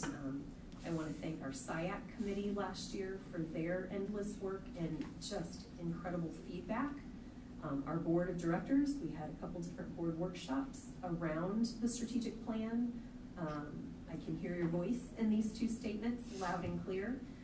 Excellence was definitely important to our board of directors, and I think it really reflects all of the voices, our staff, our leadership team, our parents, our community, and so I'm very proud of the work that has been done. Core values: community, lifelong learning, integrity, and empowerment. You know, I am going to take the time to read it. I just think they're powerful, and I think it's important to honor the work and all of the people that helped us develop this. Community, we're welcoming to all and seek to accomplish our goals through collaboration, ensuring the work honors and reflects our diverse voices and values. And I do want to, you know, we heard tonight that parents have been responsive to the increased communication, challenging us to look at other formats of how to communicate, not maybe just email, but look at text and other forms, social media. We continue to do that. As you know, Celeste had done an audit of all of our different social media platforms, and are we reaching the right audiences in the right way? And we will continue to do that, and I appreciate the feedback we got tonight during public comment. Lifelong learning, this is what we're about, right? We're committed to fostering a culture that sparks curiosity, builds resilience, and develops skills in a manner that cultivates a genuine love of learning. Integrity, we're respectful and purposeful in our words and actions so as to honor our responsibility as stewards of education and representatives of our district. And empowerment, we seek to instill the confidence needed for our students and staff to take initiative, seek understanding, and capitalize on their full potential in pursuit of innovative solutions to the challenges of not just today, but of tomorrow. We originally, when I brought you an update late spring, early summer, had 4 priorities. As we continue to flesh those out this summer, we really struggled, and we were like, at one point in time, what is priority 3 and priority 5 were combined under a different category, and we just felt like both of them needed to be their own entity.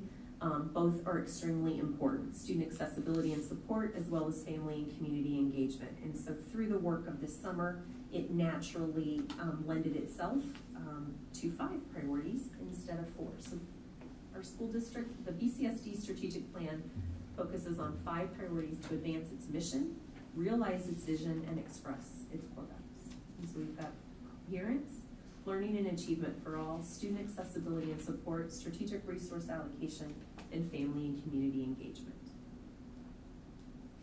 I'm going to take a minute to take you through. There's a lot on here. I'll give you a second to read the goals and our aims. So as we did our work with Hanover, when you look at, you've got overarching priorities for the district or themes. We've identified 5. The first one being coherence. Some people are probably tired of hearing me use the word vertical and horizontal alignment, but when I was interviewing and as I started my journey here as the superintendent, that is something I heard not only from my board of directors, but also from students and staff in the district, was how do we operate as one district with 8 sites instead of maybe 8 smaller districts under one name. And so that was probably the first priority that just naturally came out that was important to the leadership team, was how do we develop this organizational coherence where we have this commitment to align the district as one team, unified and committed to support all students, all schools, all families, and really build this culture of continuous improvement. You heard Jamie Olson tonight in the presentation around summer school talk about growth. To her point that the data that's usually released to the public is about whether we're proficient or not proficient, or advanced or not advanced. Really, the core of the work that's done is really digging in and looking at growth. Are students making the expected growth year over year? And so one of the later presentations in the year where we did some academic data, Dr. Gelati and Jamie presented to, I think it was in winter actually, where we brought you the cohort data, where we were looking at a cohort of students over time from year to year. That is such powerful data, because if I'm coming in and I start, as Jamie said, at the first percentile, and I could have made 2 years worth of growth but not hit the proficiency, it's gonna look like I really didn't do anything, right? And so I think it's really important that we have this growth mindset. That is why this priority is so important to us. And this just culture of continuous improvement. Even tonight when we go through our revised and updated discipline structures and systems, we know that there's still gonna be refinement to that.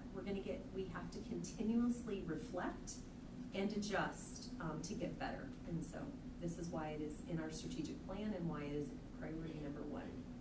Our aims are to increase the use of systemic structures for continuous improvement and increase communication to facilitate collaboration across offices, schools, and families.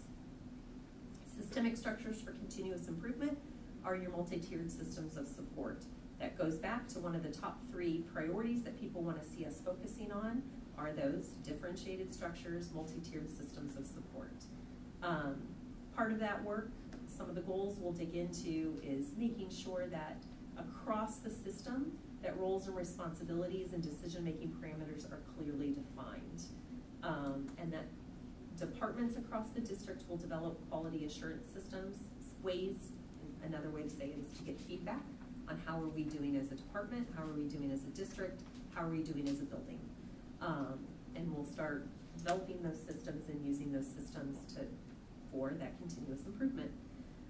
In terms of increasing communication, we want 80% of our stakeholders to report satisfaction around district communication efforts. We also recognize, when you're talking, I think one of the struggles as we worked as a leadership team is it's really hard to say, okay, in 5 years, where will we be? Typically you'll hear facilitators say you're gonna underestimate what you can do in 5 years, but overestimate what you can do in a year. And so we recognize that as a living document, we will be constantly looking at progress and making adjustments. If we accomplish something early, we're not gonna just sit with it and not do anything. We'll continue to set that bar higher. But these are places we felt we needed to get started. Okay, next one. Priority 2. This is what I say we're in the business for. This is what we are paid to do, is to teach our children.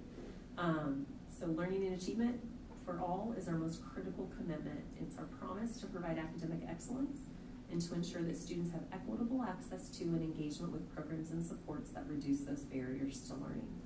Our first aim in this priority is to increase the capacity of our district administrators to be instructional leaders.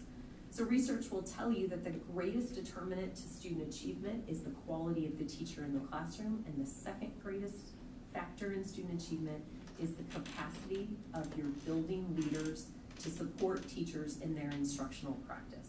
And so in order for us to ask our teachers to be strong in their capacity, we need to continue to build our capacity around instructional leadership. And so we've committed some goals to working on instructional identifying an evidence-based instructional framework for our district, as well as developing our capacity around data literacy and applying that to the work that we do. And again, that ties into the MTSS priority, high expectations for students, and delivering high quality curriculum. Aim 2 under the same priority is preparing all staff to support and challenge all students. So really looking at a district-approved list of interventions for math and English language arts across the entire continuum of the district from preschool to 12th grade. And then implementing, not just having that list, but building the capacity of all staff to implement those different academic interventions for all student groups. Moving into quarterly professional development on building staff capacity around data literacy, and that we will be held accountable to making sure we're demonstrating data-driven instructional decisions. We're doing this work, but we know we can always get better, and we know we need to focus on that. Because if we get better, our students are going to get better. Aim 3, this is our longest priority because it is the most essential work that we do. Improve academic outcomes across all student groups. So as we brought you data over the course of last school year,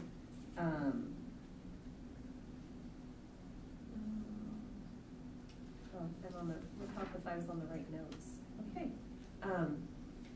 We noticed we do have some discrepancies in some of our student groups, and our students with special who have IEPs, as well as our students of color. And so we want to make sure that our percentage of students who score proficient or above on district and or state summative assessments in math and literacy will increase over the 5 years, and that also our percentage of middle and high school students from historically underrepresented groups will be enrolled in advanced courses, honors, AP types of courses.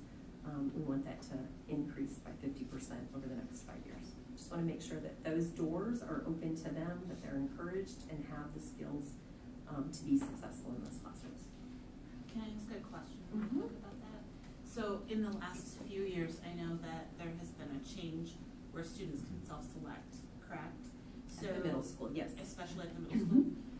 So is there, like in one of the things that you're planning to do, will that include finding mentors for students to encourage them to take those classes and know that they're available to them? In terms of a formal mentor program, is that something we could consider? Yes, but I think what we want to do is work with our staff to build those relationships with students, to encourage students and parents to take those risks and try those courses out. I think that was an important conversation at the middle school at the end of my first year, when we changed that practice of how you took honors classes in middle school.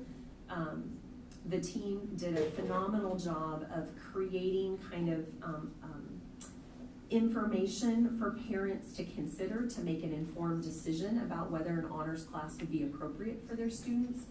And as we know in middle school, we want to challenge our students to grow, and it's kind of that safe time to try out those types of classes before it would be reported on an official transcript for high school. So, and we also know there's students out there that are not good test takers from a standardized test perspective, and we know we were missing students who could be successful in those honors classes that maybe they just didn't do well on the test, but they had other, they demonstrated their abilities in other ways to be successful. So yeah, we'll dig into that as we, as the teachers work together, and strengthen that matriculation between elementary and middle school. It's already started. I saw evidence of that. Mr. Hartley did a nice job of working with the elementary principals last year. We'll continue to build on those conversations so we can start really tuning into students that we know could benefit from being pushed a little bit. I think that's really important, is that not necessarily, and I didn't really mean like a formal mentor, but that really, that relationship between students and teachers, because the teachers really know what those students are capable of doing, and encouraging them to think, well, maybe, you know, my test score doesn't show this, but this teacher knows I can do it, and sometimes that's all it takes, is that that attention from the teacher, or that, you know, that support from a teacher that you've worked hard for and done well for, to say, you can do this. You know, sometimes you think you can't, you can. So Absolutely. I really appreciate that. I think Absolutely. That's really important. And I appreciate bringing that up, and I'm gonna look at our BEA president, who's at the middle school, and our middle school principal, and the team over there, because I might butcher this. One of those ways to really dig in and get to know the kids is, as they worked on the schedule for this year, really trying to create, get back to that house pure model, so that it kind of breaks the large school into different houses, and that will also help teachers be able to dig in and really know their kids. And go ahead, Alan. One of the things that we did this year as well, our math program, we had, Could you adjust the mic? sorry, I'm more Jamie's height. Our math department, Mr. Shepard and Ms. McNabb spent a lot of time this summer working to try to emulate what we do right now in our ELA program in terms of honors. And it allows for 1 to 2 teachers to really work across the entire continuum, 6 through 8. And we're hoping that this will allow us to get more kids in early and continue to grow that, and allow them to continue on into high school in those honors. So we're hoping it'll work. The good news is we added extra sections in our honors ELA program at the middle school this year. So what we're doing seems to be working, and so I'm excited that more students are pushing themselves. Yeah, that power of a teacher is really, with my own children, has really, you know, a teacher telling you, I know you think you don't do a good job of this, but I see that you're able to, and then push them, you know, encourage them to take that honors class. It makes all the difference, and if we can, especially, you know, that relationship in those underrepresented groups is going to be really important for that. I agree. Anything? Thank you. Thank Mr. Harden. Okay. I think we have, moving on to priority 3 around student accessibility, just ensuring students have equitable access and engagement with programs. Is we want to facilitate learning environments that prioritize inclusivity, connectedness, and social emotional wellness for all. In here, we've got both student-focused goals and staff-focused goals. So as I have had conversations with staff, our administrative team has, and even over the summer, we know that education has kind of taken a lot of hits on all different fronts, not just locally, but all across the country, and teachers are feeling that stress. And so I'm going to jump to C and D first and come back up to A and B since I started down that path. But just making sure that we find ways to support our staff, both certified and classified, to ensure we've got structured wellness programs for them, and we want them to be able to report feeling that their well-being is considered and prioritized by the district. It's a hard job. The last few years has made it even more challenging. And so we just, I just said it to a teacher today. I've had the privilege and the honor to serve over, starting my 28th year, 6 districts, and by far this district is just the strongest group of educators that I've ever had the honor of working with. And so we just want to make sure that they continue to be supported and have the resources they need so that they can then be there for their students. With goals A and B, just really looking at our behavioral referrals, we want to make sure that the referrals we're seeing in terms of student groups are representative of, is proportional to that student group's enrollment. Right now, our data is a little bit off for students.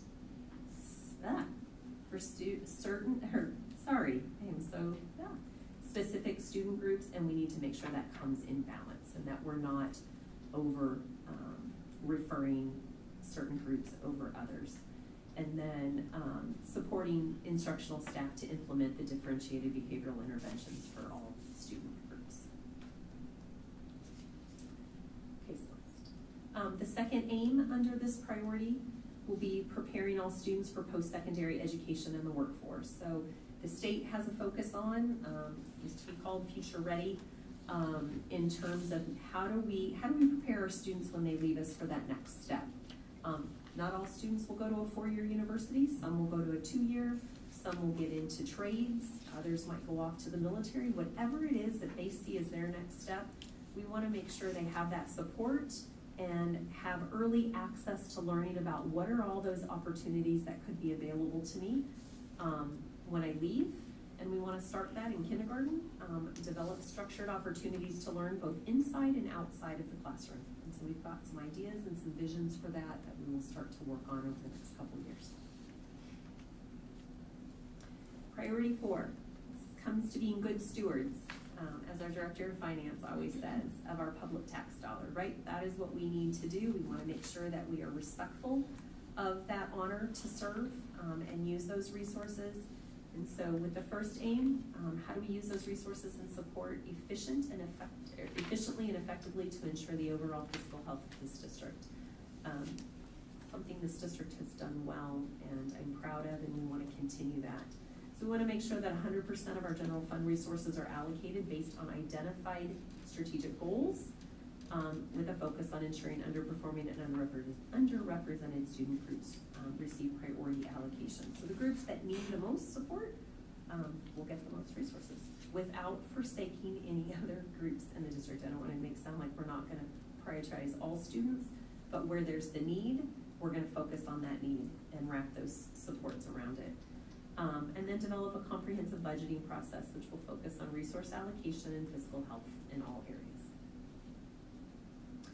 Aim 2, implement strategic budgeting to equitably allocate resources. We want to make sure that 100% of our district technology, facility improvement, and maintenance budgets will align directly with our infrastructure, capital improvement, and facility maintenance plans.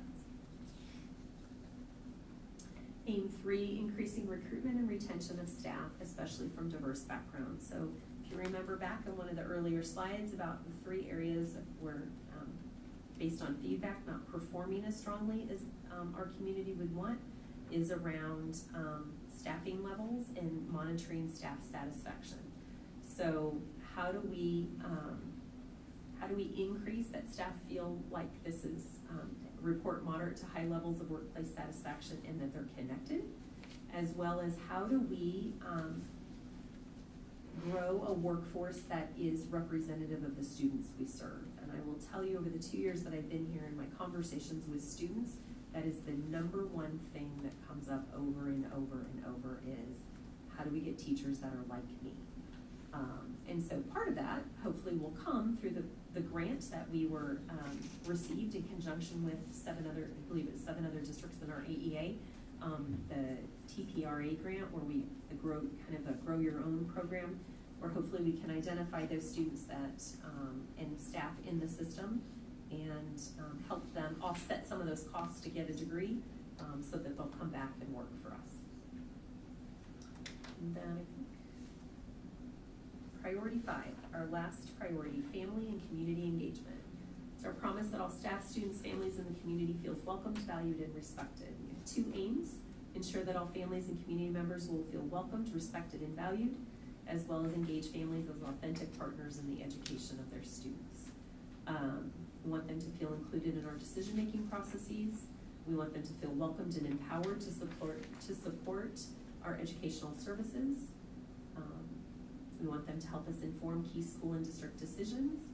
And we want to ensure that participation in our school and district events is representative of all the students we serve, and make sure it's not just a small group of parents, but that it's parents from all student groups that feel comfortable getting engaged and supporting the work that is being done.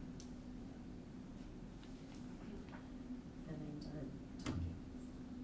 I am extremely proud of this work. I'm extremely proud of our leadership team for what they have done to get us here tonight.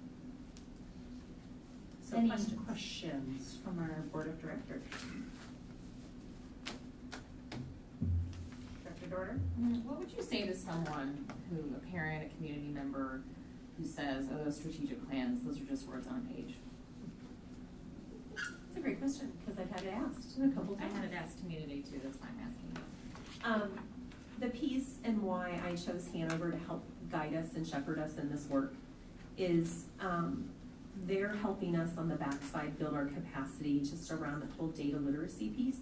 And the way, so underneath these goals are our action steps, and they're written in a way to be reviewed at minimum annually. But in their structure, having conversation around them on a quarterly basis. And so, if they were just words on a page, you would not have the depth that you have in this strategic plan. There probably would either be just that priority statement or those aims. When you dig in and you commit yourselves to goals like this, you have to be committed and held accountable to bring that back on an annual basis to give a report out. And so as we started that state of the district last year, I envision that as we look to do that maybe a little bit differently this year, that some of that would become part of what we're reporting out on and sharing with our community and our staff. Did I answer your question? Okay. Dr. Castro? Yeah, under priority 3, goal 1A, could you flip back to that?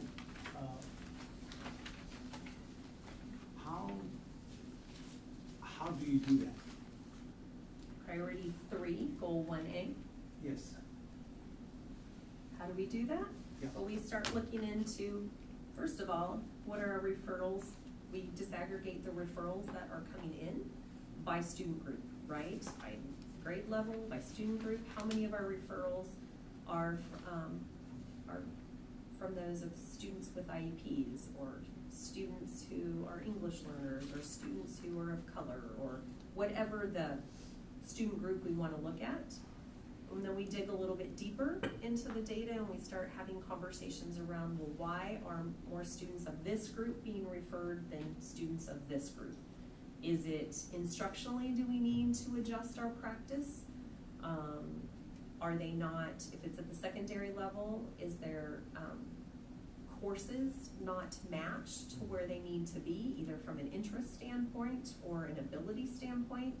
All different reasons, but so you just have to really dig in and get messy with the data and look at what's the story the data is telling us, and then develop a plan for that. So I know last spring when they brought some data at the end of the year around the middle school piece, and I want to say there's something like 80% of the referrals came from students who had IEPs or something like that. So we have to step back and say why, and what's that story trying to tell us? And then goal 1B, how does that work? So, what do you mean, how does it work? Like what do we do? Like, so as you'll see in the next presentation, it's building capacity of our staff, giving them the tools, as we say, that will adage the tools in your tool belt of the different interventions, not just academic interventions to support students, but what behaviorally, from a positive pro-social standpoint, can we give teachers, from classroom management to when students maybe are not doing what we're expecting them to do? How do we build that capacity among staff to use their tools to intervene with students before it becomes something major? So how do we give them something that when I got here, I believe had kind of gotten started in January before COVID broke out, but really doing training around PBIS, trauma informed, and what I've heard from teachers is that training was a great first step, but now they really want those actual strategies. And you'll hear from, where's Sarah? I know you're in here somewhere. Sarah, tonight in the next presentation, will start giving you a glimpse of what, there's some very structured training that will be delivered this year that gets right into those core strategies or interventions. So those words are used interchangeably. And actually, as we talk tonight, I might update that goal to be differentiated behavioral strategies for all students instead of interventions. So thank you, Director Castro. and Sarah did some great de-escalation training last year. Yep. For our kids. I went to 2 of them. You did a great job at doing that. So we're going to continue to build on that. And goal number 4, prior to goal number 4, aim number 3. Okay, hold on. Priority 4. Yeah, aim 3.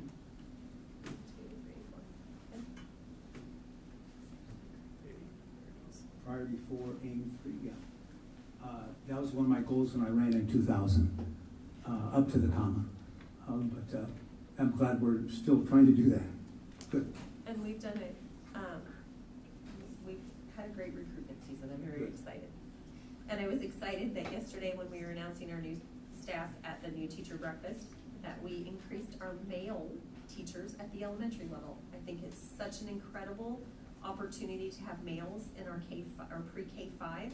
And so we captured kudos to the HR team. We have some more males joining that elementary team.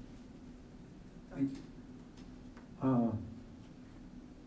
This is not really a question, it's an observation. We've been involved in this process in various respects. You pointed some of that out. But the level of detail, seeing these aims and goals, this is our first look. And as a first impression at a first look, I am quite pleased by the way this strategic vision touches on virtually every aspect of our district's operations. We focus on our relation with our parents and our community. We focus, as you noted, centrally, though it may be priority two, on the heart of what we do, which is student learning and growth. But we also focus on questions of budgeting, allocation of resources, and issues of, and other issues that are unique to our district, and some issues that, frankly, lots of districts are struggling with. So I very much appreciate what you've presented this evening. Thank you. Yes, I want to comment on that also. So when you take this strategic plan and the level of detail, like Director Lynch said, and the detail of the goals and how we're going to measure success, you know, for example, 85% of staff, or improvement in something by 50%. If you look back at the previous strategic plan, the key metrics of success were quite vague, and it was just improvement in this, and it wasn't. So I really love that we now have goals that have targeted and strategic measures and goals that we're trying to meet, not just general improvement. I'm actually looking at it right now. General improvement on targeted engagement questions for various stakeholders. There's so much vagueness in that statement all the way around, and so I really love how detailed and specific this is. I will tell you, we could not have done it without your support and also supporting us in being on a journey with Hanover. They've just been an invaluable partner to us to help us. As I look at our leadership team, as we're all going, what? And there's, fires going on all over, and not literal, but, we're trying to keep instruction moving, and we're doing this, and we're handling this. And so they really just were great partners. They didn't do the work, I'll tell you. Sometimes I'm like, come on, could you just, and they're like, no. But they just helped us just stay the course and help build our capacity when we needed it, and just be that kind of resource also when we needed it. So thank you for that. I just wanted to comment that it seems to me like we now have in place something that when someone says, well, what about, let's try this, we can say, okay, how does that align? Where do you see that fitting in? And that's really going to help us streamline and ask ourselves, and down to the teacher level, really, ask yourself, what in our strategic plan is that going to help us move forward? Because this really does encompass all parts of the district. And I think it was Director Dorger that said it really does, it's everything. And so I really love that this is something that could be really used, and that should really be used and referred back to by everybody in the district. Like, how are we going to, what we're doing now, so let's say we're talking about, say, negotiations or whatever. What does that go back to? I just said that because we have, retention up there, but whatever. But what I'm saying is that anything we do, anything we have a conversation around, we can say, what in our strategic plan, what of our priorities does this go back to? And if it doesn't hit the priorities, we know that we need to say, is it something that needs to be added as a priority, or is it really not a priority? And I really love that it's like it's a guiding document based on the data that was gathered and the input that was put in. I do have, That was the goal. one question. Please. It was not possible to have this up on board docs before the meeting. When will it be Tonight. It'll available go, for the public? it will go right up tonight as soon as we're done. We were, just tweaking to the last minute to make sure it was reflective of all the things that you said. Like I said, this was not an easy lift. Without that team that you met tonight and all of our central office administrators, this would not be before you tonight. And so we wanted to make sure it was ready to go. So absolutely, Celeste is phenomenal. All of the presentations from tonight will literally go up as you adjourn the meeting this evening. Thank you. Anything else from our board? Any other questions? All right, then I believe we have a roll call. Director Lynch. Yes. Director Pevich. Director Smithson. Yes. Director Castro. Yes. Director Champion. Yes. Director Dorner. Yes. Director Eastman. Yes. Motion carried 6-0-1. Thank you. Now that brings us to 6.05. Oh, I have this. I was gonna say, let's get the pictures up. Oh, I'm so glad you do. Look at that picture. It's a lot of tape. That was masking tape, so I didn't think that it was gonna hold, but it was prettier than duct tape. So that was a real look of shock right there. Isn't that the best picture that somebody captured? I just love that picture. It may come back at some point.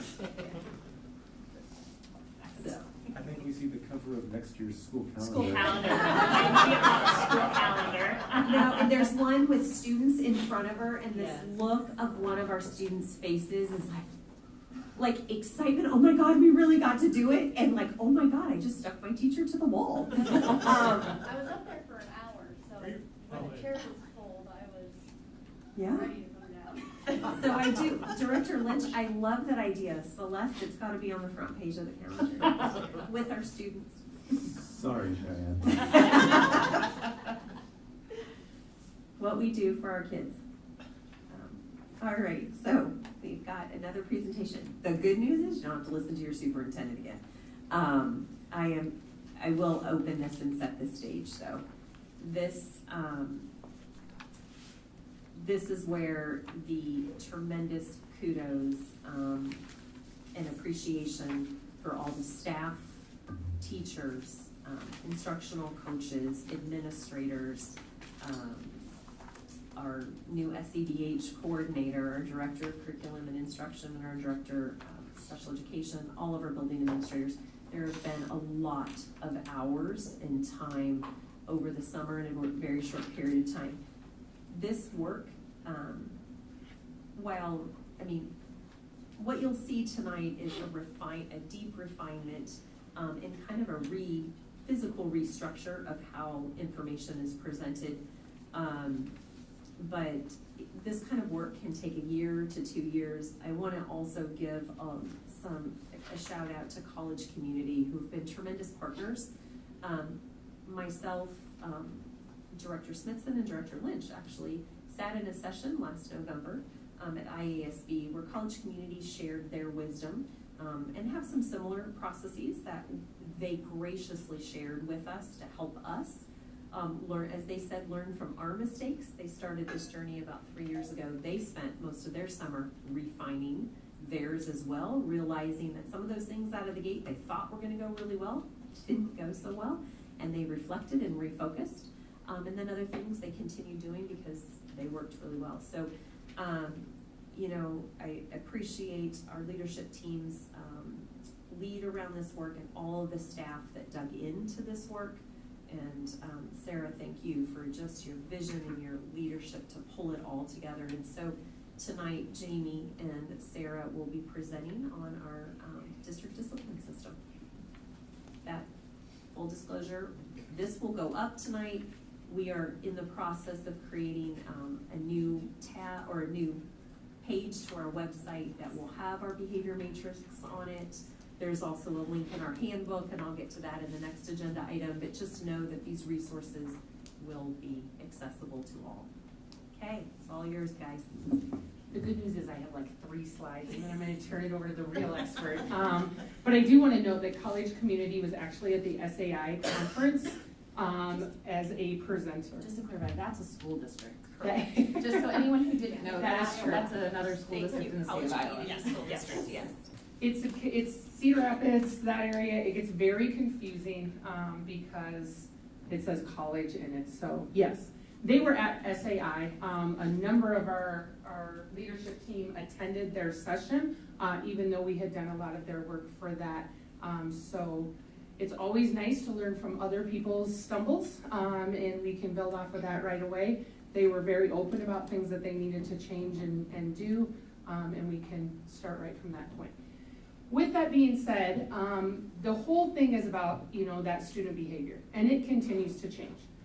As you look at it, the kids that we had, 5 years ago, the kids we had 10 years ago, the kid I was, is very different than the kids that we have. And Mr. Castro had me as a student, so if you want to talk about my behavior later, you can.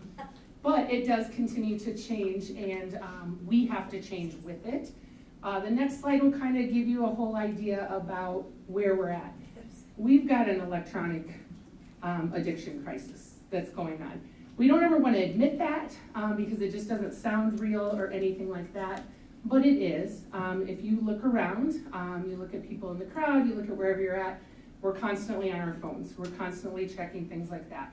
We have ourselves with our students, they have no idea what it's like to not have that technology in front of them. They are just, when you'll say, I didn't have email till I went to college, and then I thought it was like something that was only gonna last a little while, so why did I wanna put a lot of time into that? My first cell phone was a little box phone that sat on the floor, and my parents said, do not use that unless you're about to die, because it was so expensive, and probably to figure out how to open it and get it all going when I'd be dead before it happened anyway. So they have a whole different view. They have the world at their fingertips, things that we would, just wonder about. They just Google. I talk to my dad all the time. My dad thinks I'm a technology genius. Don't tell him it's not true. And I'll just say, did you Google it? Oh, I forgot about Googling it. And I was like, Google it. There'll be 400 YouTube videos that will help us figure out how to do this. Even that is very different. But when you look at this, and I'm not going to read this whole slide to you, but if you know that 80% of them check their phones hourly, think of how many times you do it. Now, we get trickier now because we have it on a watch, so it looks like, oh, I'm just checking the time. That's really probably not what we're doing. 72% get that, I got a response, somebody just texted me, what if they're waiting on me? 50% of teens and 27% of parents admit that they feel they have an addiction to their mobile devices. This just isn't us saying it's happening. They're saying, yeah, I probably do have that. And with that comes a whole change in your brain, a change in how you function. And it's right there. It links to different things. And we have to learn how to move with that, how to accept that, and how to meet our students where they're at. Jamie, can I just add, if you remember back to one of the slides that when they presented summer school, when the feedback from the secondary staff was cell phones. And so. And it's hard because technology has two purposes in life. It's a great thing. Karen and I were just talking about, we were maybe last minute correcting some of our summer school. I don't know, it could have been. But we were working on it at the same time. And we said, imagine the world where I'd have to correct it, send it to her, or walk it down the hallway to give it to her. She corrects it, I go back. It's totally different. We would have not been planning last minute. It wasn't her fault, I'm sure it was mine. So with that, it's just a whole different world that we're at. So where does that lead us? The suspense is killing me. It leads to what we're seeing with some of those school challenges. Students aren't as socially interactive because they have that phone and that ability to interact that way.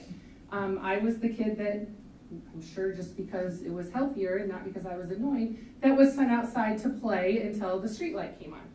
And once that street light came on, you had to be home and ready to go. It's just a whole different interaction. So they come without some of those skills. And we say it over and over. We teach, academics, we forget about teaching behaviors, and what can we do with that? Teachers across, that was a big focus of a keynote speaker at the SAI who did a phenomenal job. I leaned over to Dr. Morris and said, I don't know, maybe you could sell your house if we could get her to come in and speak, I don't know. But she was all about the neuroscience behind behavior and what we're seeing and why we're seeing it, because everybody's reporting that this is an issue. And we need to address it and see what we can do. And then we come to that whole thing. If exclusion, punishment, and all that worked, we wouldn't be here where we are today. I have a lot of students that I can say that in my time as an administrator that I had suspended over and over and over again. And the same result was they came to my office and here we go again. And so while there is a time and a place for those things, we also have to get to the root of the problem and figure out how we're going to help them. Because the whole idea is that long-term side of things. So with that being said, that's all I'm going to say, and I'm going to turn it over to the director. Well, you are the expert. Along with a lot of the work that we talked about that I've shared before in regards to challenging behavior, sharing behaviors contextual, different cultures, I've shared with you all before that student behavior and what we have may be different outside our walls. How do we come together collectively and say, while you're at school, here's the high expectations we have. Here's your learning goals and competencies. And the state of Iowa has their multi-tiered system of support, their framework. And in that multi-tiered system of support for students, we have the universal level for both academic and behavior. And those constructs for the state of Iowa say math, literacy, and social emotional behavioral health are identified areas to support our students. Because we need to understand, is it behavior that's changing the academics, or is it the challenge of the academics affecting that behavior? They go hand in hand. So through the state of Iowa, that MTSS for social emotional behavioral health also looks at what do we do for some of our students at that tier 2 level, targeted, some may need a little more support, and then tier 3, that intensive support. And you can see what's very imperative is that family and community are surrounding that MTSS, that the center is the whole student, the whole child, and it takes the whole community along with our staff. So with the challenging behavior and the shifts, the state of Iowa says, hey, you need to make sure we have that multi-tiered system of support in place. And the good news is this, is that, go ahead, Celeste, that in Bettendorf, prior to the state really doing the aligned work for MTSS, for social emotional behavioral health, was implementing PBIS, which is the evidence-based version of MTSS for social emotional behavioral health. So when I was here prior, in one of the presentations, we talked about the history of some of your elementaries taking on the learning of PBIS and implementing those pieces, and that your secondaries had just started to dip into the training prior to the pandemic. And so it's very excited to say, hey, we're using the best of the best, that excellence piece that we talked about in Bettendorf. Go ahead. So where do we start? So this is really about taking and honoring the history of where some buildings have been and honoring where that was and what that looks like, and also understanding not to jump into the challenges at the very top, but we need to build a really solid core. How do we build that foundation in that house when we talk about social, emotional, behavioral health? Because that impacts academics, right? Our brain is safe, love, learn. To get to cognitive, we need to have that safe and love piece. So when we talk about where do we start, it's the universal core, tier 1. Go ahead. So as we, was there back one or is this, does it jump to this? Okay, thank you. I didn't study it, did I? No. So as we think about where do we start, PBIS, Positive Behavioral Intervention Supports, is a data-based decision-making framework for MTSS. And when we talk about data literacy and learning more about what that looks like and sounds like, to even talk about the improved outcomes, we have to kind of walk backwards as a district and say, where are we and how do we look at all of the work that some of the buildings have done? Because I want to make sure what we're going to be talking about as far as definitions and the work the district and buildings had done differently, separately, and we're doing amazing work. Now it's time to refine and look at how do we really leverage that pre-K-12 language, aligning our discipline systems so that we're making more equitable decisions in regards to office discipline referrals or behavioral errors or violations in our school, so that we go from here to here in regards to decision making.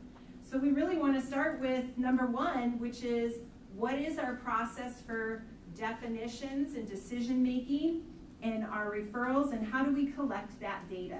So we're going to live right there for now as we share a little bit more. So go ahead. Whoa. So part of decision making, and I know you have an example of this in your packet, but part of that decision making is really looking at how do we work to align the discipline flow chart. So when we have maybe a situation in our school where a student needs further support, they might have a skill deficit, or maybe something happened and they're feeling a little dysregulated. How do we look at, for our teachers in our district, for making some decisions?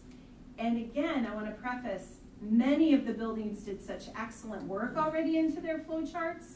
We needed to go, how do we make this as a district decision-making framework, not only to support our students that go building to building, but some of our staff support different buildings, decision-making, aligning systems so that we're saying the same language and we're being more equitable. So a part of that flow chart is really looking at our prevention measures. The classroom prevention measures are that Iowa Teaching Standard 6, classroom management, and really enhancing and training, what does that look like and sound like? And that's a requirement in PBIS Tier 1 in the core, classroom and curriculum in regards to social emotional. And as we go, part of this process is if we see a problem behavior occur, we're going to manage this flow chart. And I'm going to talk a little bit more about it as we go, but this is a key piece that comes from the work of all the buildings. One thing I want to mention is to establish this, we worked really hard on June 10th. We had shared we were going to get together at the end of the year and work collaboratively with building leadership teams.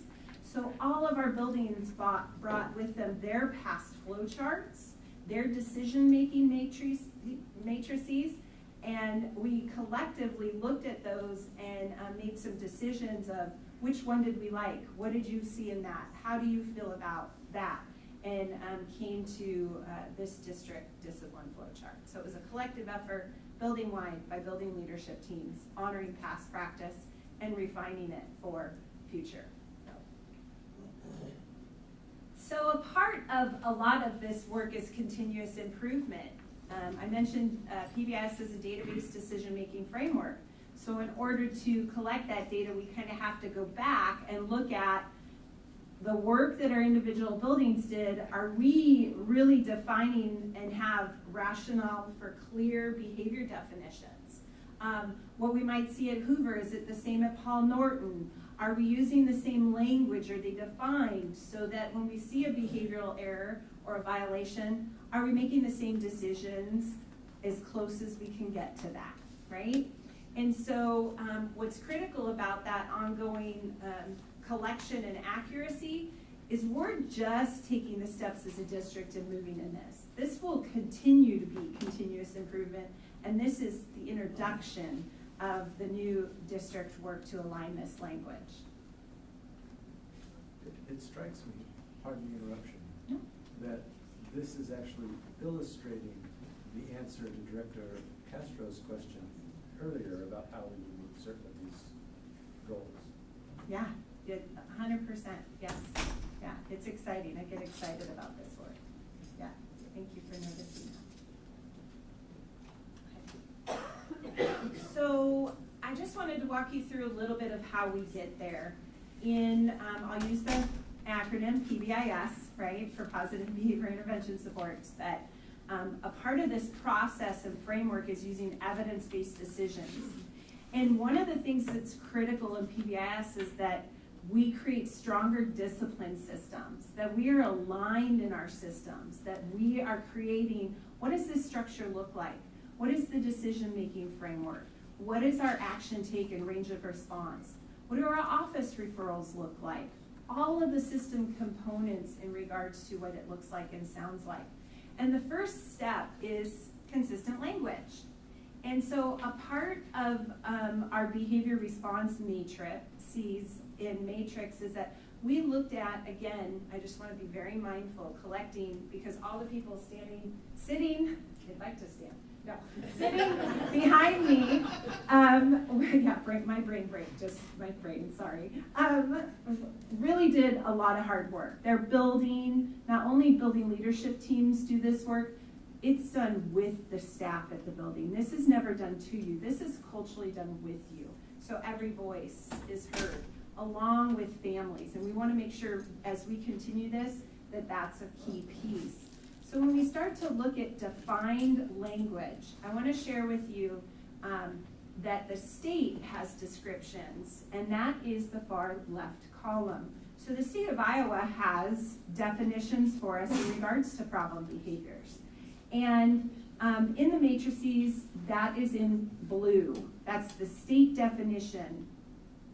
What we need to take a deeper dive on then is what are our incident types. Because this is, again, remember, database decision making. So in order to track the referral, we really have to look at breaking it down into some subcategories. That doesn't mean each one has like 5 or 10 other categories.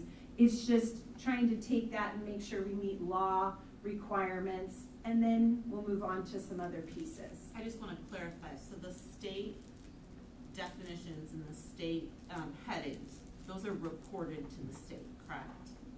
The referrals, I just want to make sure that, I'm not sure if you're not in a school system and didn't realize that we do have to report all of our discipline referrals to the state. There are certain requirements, yes. Okay. Yep, and can I just add to that?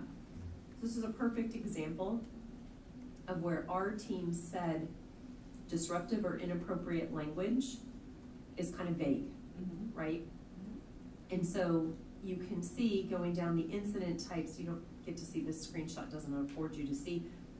Our teams, with Sarah's facilitation, have identified 4 subtypes under there to help further clarify, and that's what our data was saying we needed. When it's reported to the state as it's in our student information system, those 4 incident types feed to that descriptive language there that gets reported to the state on the backside, so to further clarify the question. Yeah, thank you. Thank you, Dr. Moss. So in regards to the first step, PBS says consistent language. We need to identify it. What does it look like and sound like? So we took the work that had been done in different buildings, and on June 10th when we came together, we did that, did a gallery walk, looked and observed, and while great things were happening, our language was different. And so this was a great step to say, what does that alignment look like and sound like, so that we're more equitable in our approach. Step 2, in regards to consistent language, is how do we categorize incident levels? What does that look like and sound like? And also in the state of Iowa's student reporting of Iowa Index, it says mark it if it's low intensity as a minor, and if it's higher intensity as a major. That's also PBIS language. Because we want to look at and give guidance, right, to our teachers and people who work with our students, and also families, and understanding, hey, these are where these incidents are and what this looks like and sounds like. So I'm going to talk a little bit about minor and major, But that's that next piece. And when we came together as building leadership teams across the district, again, we were honoring work that had already been done by teachers and buildings and staff, and coming together and saying, do we agree on these? What does this look like and sound like? Does this flow right? So go ahead, I'm going to share a little bit more so you understand the minor and major. So categorizing behavioral incidents, again, this is guidance, all right? And you have to think data-based decision making. This is going to be data for us to take a deeper dive and understand. So in regards to minor, we could look at any behavioral error that is low-lying, maybe. It could be frequent low-lying, but that student comes back when I redirect or I have some strategies. And we do those every day, every way, and that's just good teaching and best practice.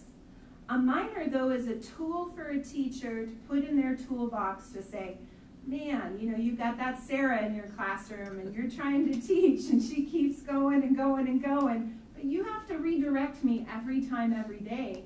I come back, I do it, but, you know, we may need to refer for an intervention or help figure out what's going on. That minor data also, when we fill it out, tracks what time does Sarah usually do this? What does this look like? Because teachers can use this as a tool, this data, to shift instructional practice. Do I need to prompt Sarah before we're getting ready for math because math was the identified area of where I'm always escalated? Remember, this is the low-lying, right? That low-lying behavior. Major is what's classified as a behavioral error that may violate the environment, right? That when we have procedures and routines and rules in our classroom, it's broken one of those, okay? And that it's significant disruption. And the student is most likely unresponsive to that redirection. So at this point, does our staff or student need more support? And what does that look like? So a major for classification and writing up an office referral would be that the student has removed them from that learning environment and maybe is seeking further support on the end of being responsive in the action. This isn't prevention and using our strategies and interventions. This is after that situation has happened so that they can get further support. Also, in regards to some of the guidance that we'll talk about, that results in further administrative action. So while a minor can be problem solving with that teacher to build that relationship, to look at, you know, making sure that's connected, you're here to support me, be successful in your classroom, we're really looking at the same with the major. However, we're going to increase in our response and what that looks like in our actions. Serious is language, and typically in PBIS or some of the work, they call it crisis. However, we're trying to move with recent years that we've had and the definition. We're calling it serious. And what serious does is it's still a major. Okay, it's still a major. The student's been removed, maybe creates significant disruption. However, when we look at the matrix that we've created, it was a higher situation where it's like, the range of response based on age, problem, whatever is going on, we need to really pay attention to these things. And this will help us with database decision making. I'll give you a quick example. Language. We may have, right, inappropriate language or swearing that happens. That can be minor or major or serious. Serious in our guidance we're looking at, is it linked to like harassment, gender, sexuality, you know, those kind of things that we might go, we need that data separated differently to see if that's going to funnel into something different. And the interventions, the data tells us about how to support the student. What's the intervention we need? So that's why there's those different classifications in that behavior matrix. So when we talk about the definitions of our problem behaviors, the state defines that in the SRI document, and they give us that guidance in those definitions, and then we broke it down into some decision making with all the hard work of the leadership teams. And then there's also what's called action taken by the state, which is the consequence or range of response in regards to the incident, the behavioral incident and violation. In regards to some of the responses that we have, some of them are up there. We also have access to more of what those look like. There, I believe, off the top of my head, are 18 that we can choose from in regards to the range of response. So those are a few that are shown there. The state of Iowa has also those definitions. What do those look like and sound like? And those are that range that we have as options. And then as we go, you see apology restitution, for example. That's more if a district is taking on restorative justice or has some prevention programming and intervention. That might be marked as that as a tool that we use. And then finally, really to consider and be mindful of is that, well, consequences are necessary to create boundaries, because in PBIS it says high expectations and boundaries. That's why we have to have procedures and routines and teach our students what does it look like here. As far as decision making for our administrators and our staff, we also need to think about the incident and age development. What was the impact on others? Does this student have services? Were those services met? Did we follow that IEP? What's going on? So we have to ask those questions that are going on in regards to what does that look like and sound like. And when we started thinking about range of response in this work for the district aligned pre-K-12, a lot of it got us to, we really need a matrix for pre-K-5 and then 6-12. Because based on age development, neuroscience, our brains, we're at a different space and place a lot of times with skill development. So while the problem behaviors definitions are defined the same, our range of response based on what Iowa gives us may be a little bit different. Go ahead. So one of the key pieces that I shared is data literacy, right? I couldn't be talking to you about PBIS without sharing why we dove into what we dove into first for alignment, because this will guide our development of better database decision making. And how we did that was sharing before that PBIS has evidence-based tools and assessments. And the one on the left is called the Tiered Fidelity Inventory. When Dr. Gelati and I presented prior, we talked a little bit about how this works, how the teams take it. The TFI is an assessment tool that every building leadership team takes and assesses the development of MTSS for social, emotional, behavioral health. So it has those indicators on there. We as a team talk about it, and then it has a collaborative of, are we a 0, 1, or 2? Where are we at? And a 2 would be, man, we've got it. And of course, as an external coach, I'd say where, but it really takes that survey. One of the great things we did though when we came to you before is I actually did sit on every team so we could get benchmark data this coming year to see our growth, okay? So we have the TFI that was in place. Then we have the SAS, which is the self-assessment survey. This is critical because this is staff perception. Because we could sit as a team and say, man, we're really doing great. And there could be this big communication gap. We could have things that we don't know are in place, miscommunicated. So that perception takes a look at the classroom setting, non-classroom setting from staff eyes. And one of the major identifiable areas that it breaks it into are prevention. Do we teach? Do we have acknowledgement? What does our violation systems look like, which is the discipline piece, and so on. And when we looked across the board at that data, we really needed to shore up our violation and our database decision making for, do we have problem behaviors defined for everybody to understand and follow? And what does that range of response look like, the consequences? So that brought us to this heavy lift and work. Go ahead. With it, in regards to the TFI and SAS, it shouted we needed to look at the core. So again, we don't want to jump on top to intensive interventions because, well, what do we have to offer for that if we don't have that strong foundation? So what's critical in regards to PBIS when it said what's our universal tier is what tools then, if we're starting to create this database decision-making framework, we had to also look at what are the tools our teachers have. What's going on in regards to classroom management, so that teaching standard 6. How are we supporting teaching standard 4, which is differentiating your instructional practice? How do I support all cognitive learners? How do I support also in that standard it says academic and social emotional learning? So how do we really support that piece and get teachers some tools? One of the largest gaps actually is graduation and our programs for education, and then coming to our school setting. And unfortunately in that setting, we're not getting a lot of the classroom management pieces. How do I support students who are dysregulated?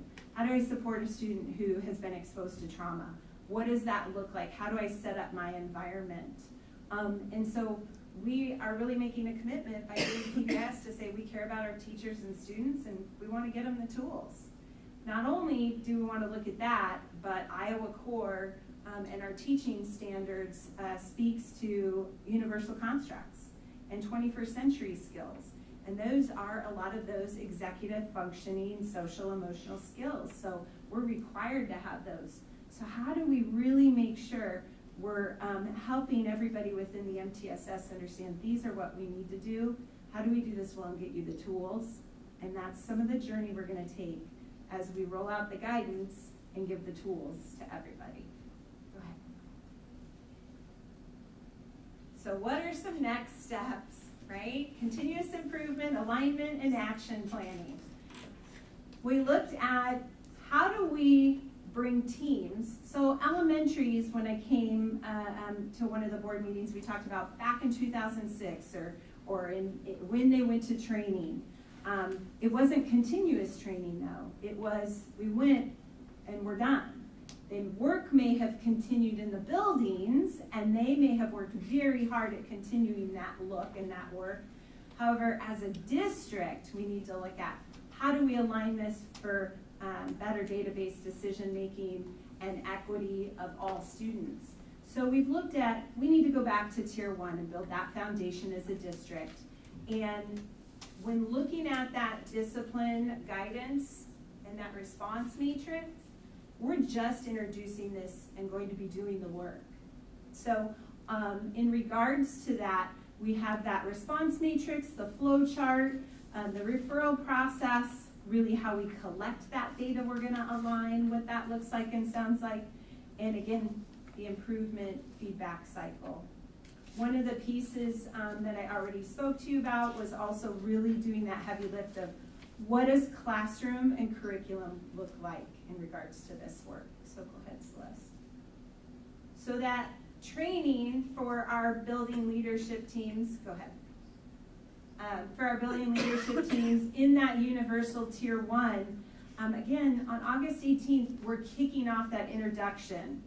And a lot of the hard work we've done already with the building leadership teams. So the matrix that you have in front of you, I went and spent a couple hours with each BLT team and introduced it and said, what feedback do you have? Is this right or is this wrong? What do you have to share? Opened up the document and said, make comments. Everybody was invited to be a part of the plan and what that looked like and sounded like. I also worked with the secondaries intensely, and we got together all collectively, meaning the middle school and high school, spent some time in here working through it. And the teachers that were around the table providing feedback and shifts and change and good insight. We then, after we had some other dates, met with the elementaries individually, their building leadership teams, and did the same thing.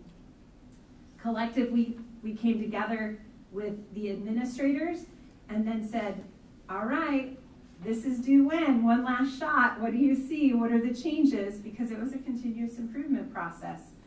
So right now, while we have something that we're ready to work from, remember, we're going to refine and define because we want to make sure now that the rest of the building staff have that feedback and can be providing what this looks like and sounds like as we learn how to use these tools, as well as our students and family. So on August 18th, we're going to kick off what that looks like and sounds like. The elementaries are going to join together for that cohesive language and learning, and we really want to make sure we get their feedback together so that we hear the same message. And then the middle school and high school will be doing the same. There's a draft presentation, the work's been gone over with them so that we create that consistent language. The directors will be, and the superintendent will be with the elementaries, and then some of us will also be with the secondaries. I'll be with the Bett North Middle School and High School when we release this. So as far as training, we're going to take and commit to cohorts for PBIS. So what you see when you see C1 is 3 days committed to training our elementaries in what does the universal core look like? How do we get you the strategies? What does this look like and sound like? And then cohort 2, same content, same delivery, same strategies, just different dates, okay? Because we need to be mindful of subs, right? We need to cover in our buildings. We need to make sure. Back in the day, we used to all come together, right? And collectively have and work together. But we need to be mindful of that. Also, looking at secondary, doing the same thing, same content, same tools, same systems, so that this is really shoring up Tier 1. And using those assessment tools that I showed you, the TFI for individual building and the SAS, they'll use their assessment tools. We'll also teach them, of course, to use the conditions for learning, their office discipline referrals, and really build that baseline to understand how do we support and be preventive focused for a safe and supportive school climate. Finally, in June at the end of this year, we'll come together as a larger group and have some of that feedback and focus for building leadership teams to talk about what went well, what do we need to shift.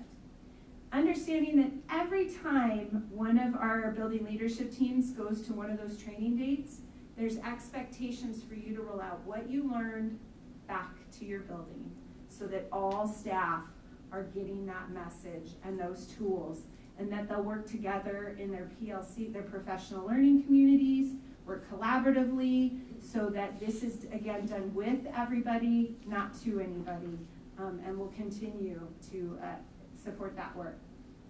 Other professional development opportunities are the Iowa Best Conference will be coming up again this year, and that's a real strong commitment to behavioral, emotional, and social mental health, and they'll have great learning strands on Tier 1, 2, and 3, and the PBIS National Conference, which is held in our backyard in Chicago every year. So the national conference for all districts across the United States and nationally come to Chicago for that conference. They're going to have a phenomenal strand on family involvement in MTSS in our schools, and we're really looking to enhance how do we get better at this? What does this look like and sound like? And take some key stakeholders to that specific session. But they also have alternative education settings, Tier 3, challenging behavior, and multiple other strands. So those are our next steps. So I just wanted to take the opportunity to open it up to questions. Go ahead, Director. 2 questions. Could you go back one slide, Celeste? I just want to make sure I understand. These full-day trainings, that'll be all staff in the schools or just the leadership teams? Just the building leadership teams, yeah, at the very top. We are only taking the building leadership team and then their role and responsibility. And how training works is I deliver content. I'm a certified PBIS trainer. I deliver content with a co-lead from like the AEA and some of the other spaces. We take the morning to do that. And then the afternoon is action planning and how they're going to deliver the professional development back to their building. So that sets up my second question, which is the more important question. You make a very, I think, clear and compelling case that you have to start with foundation. But that means we're going to have a transitional period while both our teachers and our staff, custodians, our cafeteria support staff, everybody is learning sort of definitions, expectations, and students, right? But that's gonna have to get phased in, right? So this, as we build the foundation, it might take a while before these universal constructs are really in place. Is that fair? It is fair, and at the same time, what's exciting for me as a trainer and a coach is when I went and observed at the buildings and did the TFI with your teams, which is that assessment of that core, especially the elementaries.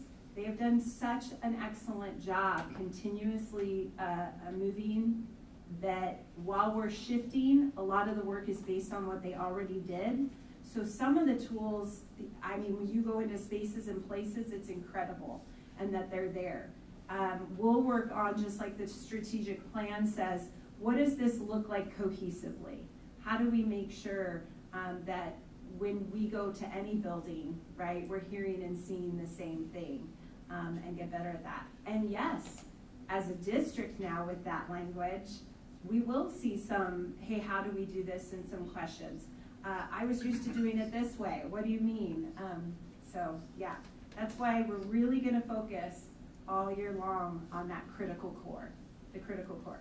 And of course, best practices, we're still gonna do the tier 2, you know, we have teams doing the rest of the work. It's just how do we come back and refine and define tier 1? What I wanna add with that is, up until this point, everybody's kind of just done it on their own. So, you know, elementaries, one started kind of ahead of everybody else. Another one, I can remember back, a couple were doing classworks, others were into PBIS. Then it became more middle school, you know, came on just a few years ago. So it's a loose foundation that's there, but I think the district lens is what's going to make it easier for everybody, including the kids who are moving from different levels to different levels, that there's that consistency across there. So while, yes, there's gonna be, you know, time as we transition into that, we're not starting from, how do you spell PBIS? We're starting with some of those things in place, but it's shoring those up, it's getting them stronger, and it's getting that district-wide lens that this isn't a Neil Armstrong issue, this isn't this issue, it's how as a district are we gonna embrace this? And during the teacher in-service week, starting next week, Sarah's gonna even start some of this work with some of the sites. So like middle school has some targeted time with Sarah to really start digging into those tier 1 strategies. And so, you know, we realize there is a transition. What I just wanna celebrate, and then I'll let you guys ask more questions, is on August 18th, because Sarah didn't do it justice, she has created this tremendous presentation that she worked with each building leadership team to get feedback. There are what we call loose types in that presentation. So every district staff member, including classified staff, so we're including nutrition services team members at the sites, we're including custodians if they're available. We also get that this is a heavy time to start, you know, para educators. So we set it on the day that our paras could be involved in this work as well, because they've been asking for this support. And the presentation, that same message, the same vernacular will all be taught, that the matrices will be gone over, the process for office discipline referrals, all of that is gonna be during that week and on that day. And so it is really just setting that foundation. And then Sarah will be working with middle school, most specifically next week, to start digging into those tier 1 strategies.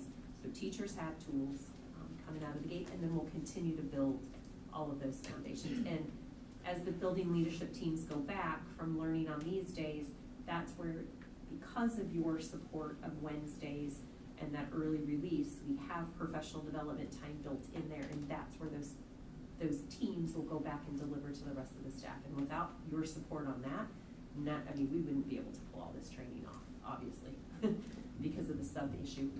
So this is the harder question, and I know you can't give me sort of a definitive answer. What do you hope or anticipate is kind of the time frame where we can say, we can see that this is working? understanding that the process, I mean, the evidence-based model tells you it's a continuous improvement process. And there's a reason for that, right? What do we get every year continually? New students, right? And they transfer. We have staff or administrative, right? So we really have got to get strong at what the dedication of you all in the district is saying is our systems. We need to onboard. We need to bring on to that this is what this looks like and sounds like. Usually in implementation change, science tells us 3 to 5 years if we have those consistent pieces, a lot like what our strategic model said, that we'll need to look and see what those look like. This first step though is critical so that when we bring you data to say that 80%, we're saying it at every building and delivering office discipline referrals as that closer lens. So I know it's not a concrete, but everybody that learns from me, I always say it's not what Sarah says, it's what evidence and research says. So that's what I would go to. But what's super critical is the commitment to not only the training, but the coaching. It's not train and hope anymore, it's train and coach. So it's going to be very critical that we get around those teams, that we're coaching with those teams at the team meetings, that our instructional coaches are coaching our teachers, our PLCs are working together, that it really becomes what we do and how we do things. Because that's what makes a high difference. 80% in regards to implementation when you have coaching. I have a couple of questions Yeah. first. So we have an example of, say, the bus matrix here, right? Mm-hmm. Is there are matrices now for all of the different categories, correct? Those have been created? Yeah, we have. So I think we, I get it, and I think a lot of us here get it, but I think a lot of our parents are asking, so what do you mean by a minor? What do you mean by a major? What do you mean by, could you give me a couple of examples of, say, something that might be, I don't know, like disruption? What would be a minor? What would that look like? And what would the teacher do? What would a major be and what would a serious be? Because I think that's the info that a lot of our community is like, well, what happens when a kid does this? I think that's what they're asking for. So yes. Like an example and then maybe one of the actions that might result from that. Yeah, so the critical piece to understand for us collectively is that we're aligning this as a district for language, we're taking this journey, and we're gonna do it with our families, right? So yes, while we're all asking questions, we're also gonna make sure that we start with our teachers and staff and support the understanding of it and share the matrices. So again, minor is anything that is class managed, right? Low intensity. So if I get a phone call that says my daughter, hey, this has been ongoing and I'm just reaching out and I really want to get in front of it with you and support your student. A minor is something a teacher might track if it's beyond like a redirection and just good teaching. It's like, I got to figure out the pattern. But minor means class managed. The teacher took care of the situation. The student was responsive. So if you can pull Celeste up where it said minor, major, and serious. I'm gonna go there first. My ear hurts. Yeah, there you go. So could you give me like an actual example of something that might happen in a typical, say, middle school classroom? Okay. Like, if you, the one that was up before, like, say, I don't want you to necessarily say the words or anything, but like, what would be an example of a minor? That was a nice prompt. What would be an example of a minor swearing? Yeah. What would be an example of a major, and what would be an example of a serious? Yeah, Because I think that's what people are like, Sure. I don't, what do you mean minor class Sure. managed? What does that mean? And we need to be very mindful that behavior, this is guidance, right? And what we're looking for is when a teacher teaches a skill or goes to redirect me and I respond to that redirection, that behavioral errors will happen. Because when I use swearing, for example, I grew up in a military home. My dad was on the boat. He swore a lot. So I did what all the time in school and got in trouble for it, right? The critical piece is if I was in Director Castro's room and I swore and said, oh, or whatever, I forgot I'm not supposed to say, that he redirected me using the school-wide language if I was at the middle school with responsible. And he said, Sarah, be responsible, leave that at the door. And I went, and I followed what it was. If he has to do that multiple, because that's just best practice, that's great, teaching. But if he has to do that every day, which he would have when he was my teacher, every day in class, but I respond, because it's like, oh yeah, because where do I spend a lot of my time? With my dad and my family, at home. And then I come to the school environment. So I'm not there yet with developing the skill. A lot like comprehension in reading or literacy. I might not have that ability yet. And so if it gets enough where it's like, man, we got to get Sarah, because I'm at a middle school and I do it in your classroom, your classroom, your classroom, your classroom, that data needs to come in. It also gives teachers tools. So a minor is class managed if it's enough that a teacher's like, it's a tool for a teacher to be able to document. The major is any behavioral error that on that guidance you'll see if I am doing that swearing and one of my teachers is trying to redirect me and still redirect me and I'm not responding to the teachable moment or the tool, then I need more support, right? That's when it looks like a major. And anytime a student violates what those procedures or school classroom rules are, we might need more support. That data rule is a major.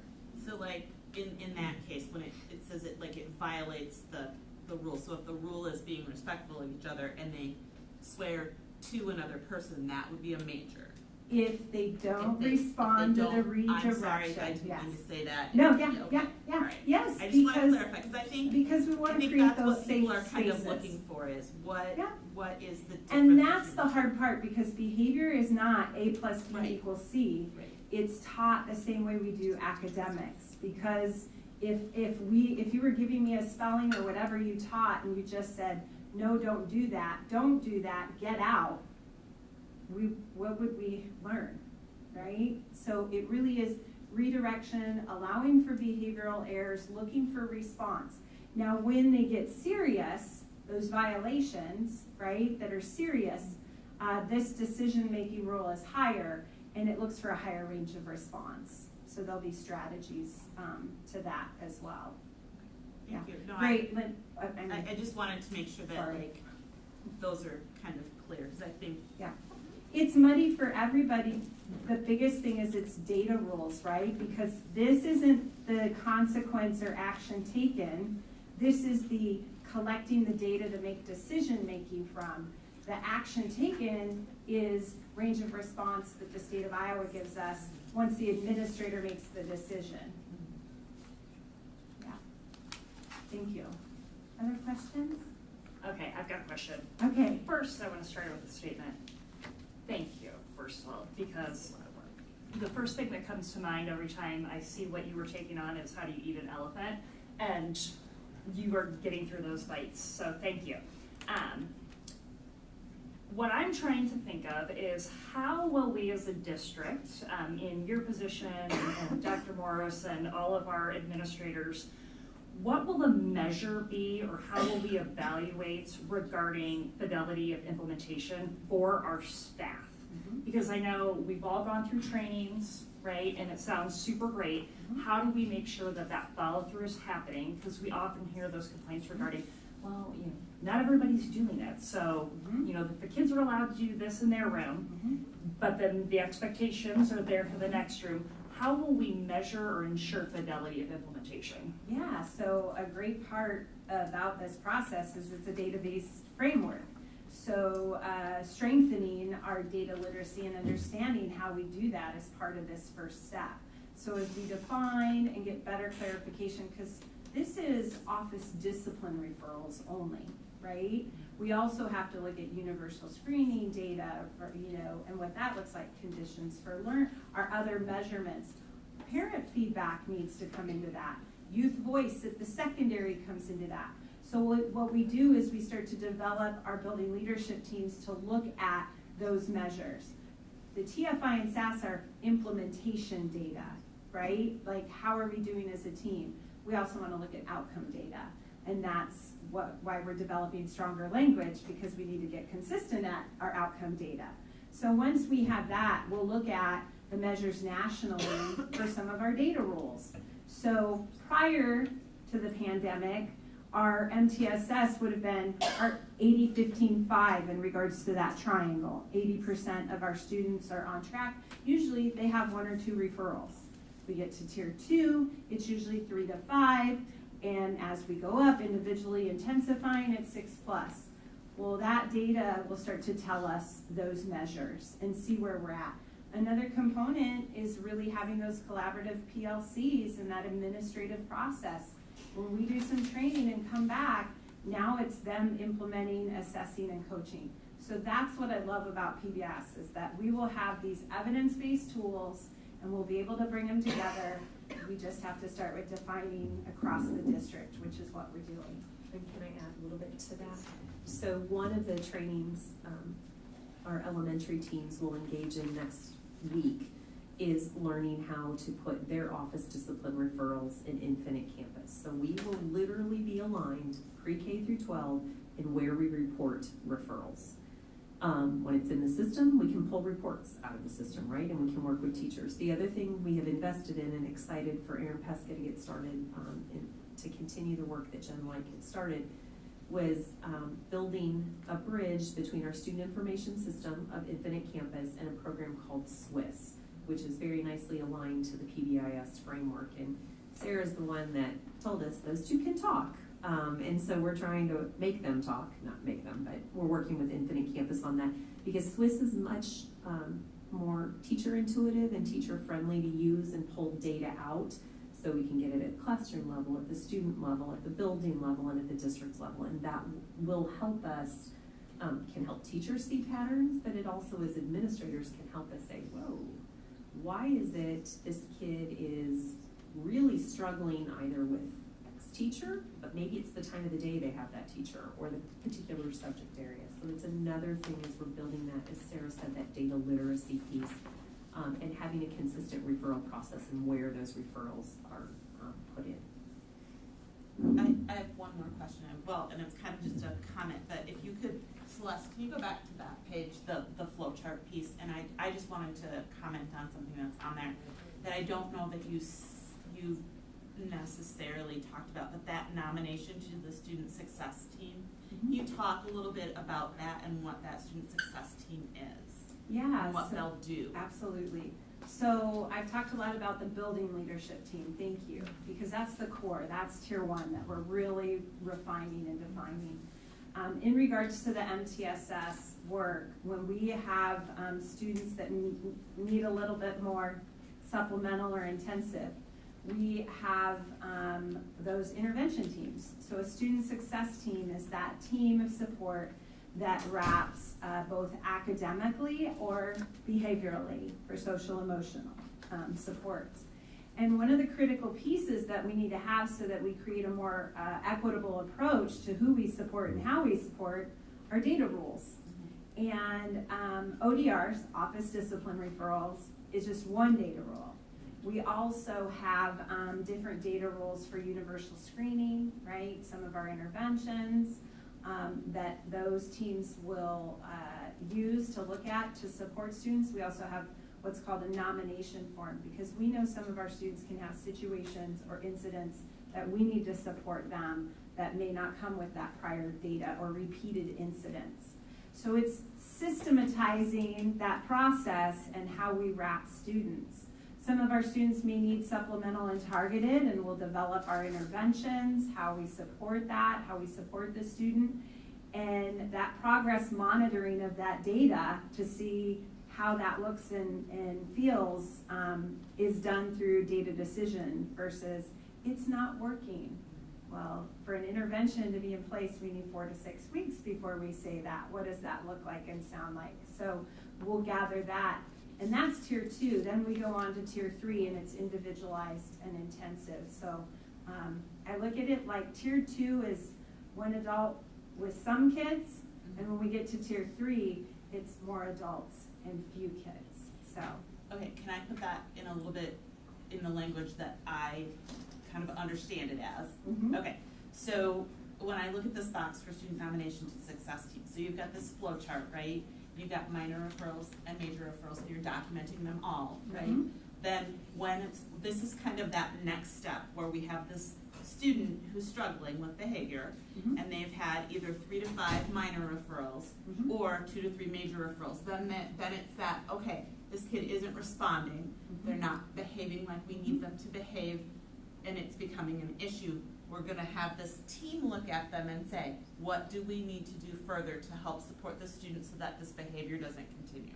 Is that, I'm getting that correct? Mhm. Okay. Yeah, we wanna I put just some wanted to kind of pieces in clarify place. that. Yeah. Okay. And it may continue, we don't know, right? However, the job is to, exactly, then is it tier 3? What do we do? What's the need?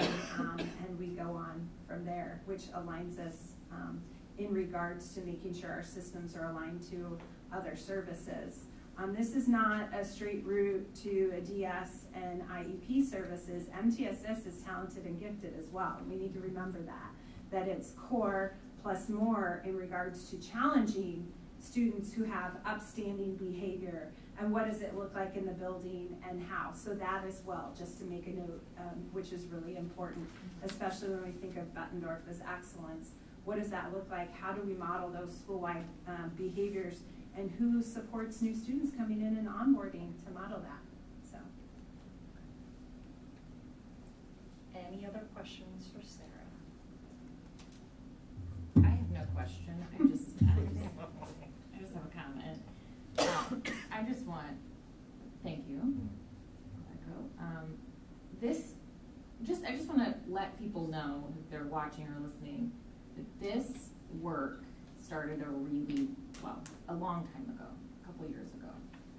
And, it's been a very intense process, and this isn't something that just came about in the last couple of months with, some end of the year behavior problems. This has been something that we have been working on, and you guys have been amazing all the way through this to develop these plans. Like, the level of intensity that I feel like we focused on this for the last probably 2 years is just incredible. So I just want to draw attention to that, the amount of work that has been done, and how appreciative I think we all feel that we've gotten to this point, and it's really exciting. Like, this is the culmination of so much work, and now it's gonna go out into the world, like we just gave birth to it. You all did.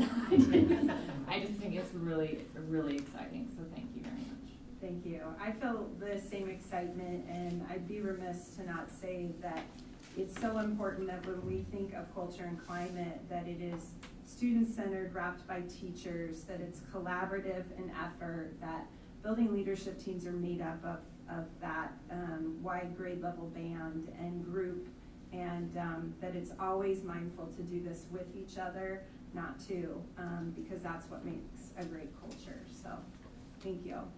Thank you very much. Thank you. Thank you. We are lucky to have stolen Sarah from the AEA. Glad you're on our team, Sarah. All right, so that brings us to 6.06, the family handbook. Do I have a motion? I move that we approve the 2022-2023 BCSD Family Handbook as presented. And a second? Second that. And I will turn it over. So, work has been done to update this, so as policies changed last year that were applicable to the handbook, they have been updated to reflect the board's updates that you approved. Some key areas I want to highlight. I really want to celebrate our elementary teams for working collaboratively together, but our secondary team.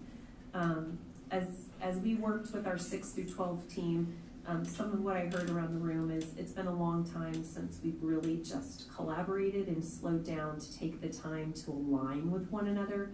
So as our students move into that secondary part of their educational career here, there is that common consistency in language and expectations. So our goal is that it isn't such an abrupt transition from middle school to high school. And it was just inspiring to see our two principals at the secondary level work together with their teams, their building leadership teams, to come together and have those conversations. And so two of the key areas they worked on this summer, in addition to many others, but I want to highlight the dress code and the cell phone policy. And so they're very aligned, 612. While they also reflect the developmentally appropriate nature of the different age levels. And so I loved the thought and the intentionality that they put into that, but just making sure we have alignment again in this system so that students, as we teach those skills of how to behave starting in preschool and kindergarten, those expectations stay consistent and the rules don't change along the way. And then they have to figure out how to learn something different, right? The other area that has really changed, and you'll find it in page 30, beginning on page 32, is we've kind of reworked the whole student behavior and discipline part. And the electronic handbook will have all of the hyperlinks. But when you get there, it will have our behavior response matrix. We'll eventually be linking that, but also cross-linking it on our district webpage. And then it has this at-a-glance matrix guidance companion that's in here, that through those links, you'll have access to the flow chart, to our matrices, and et cetera, on there. Thanks, because on my black and white copy, I couldn't see all the hyperlinks. Did we lose our handbook? Lost it. Big file. It is. We don't have to link them, or click on the links, I can just talk to them. I should have printed a colored copy for mine because it doesn't show. Page 31.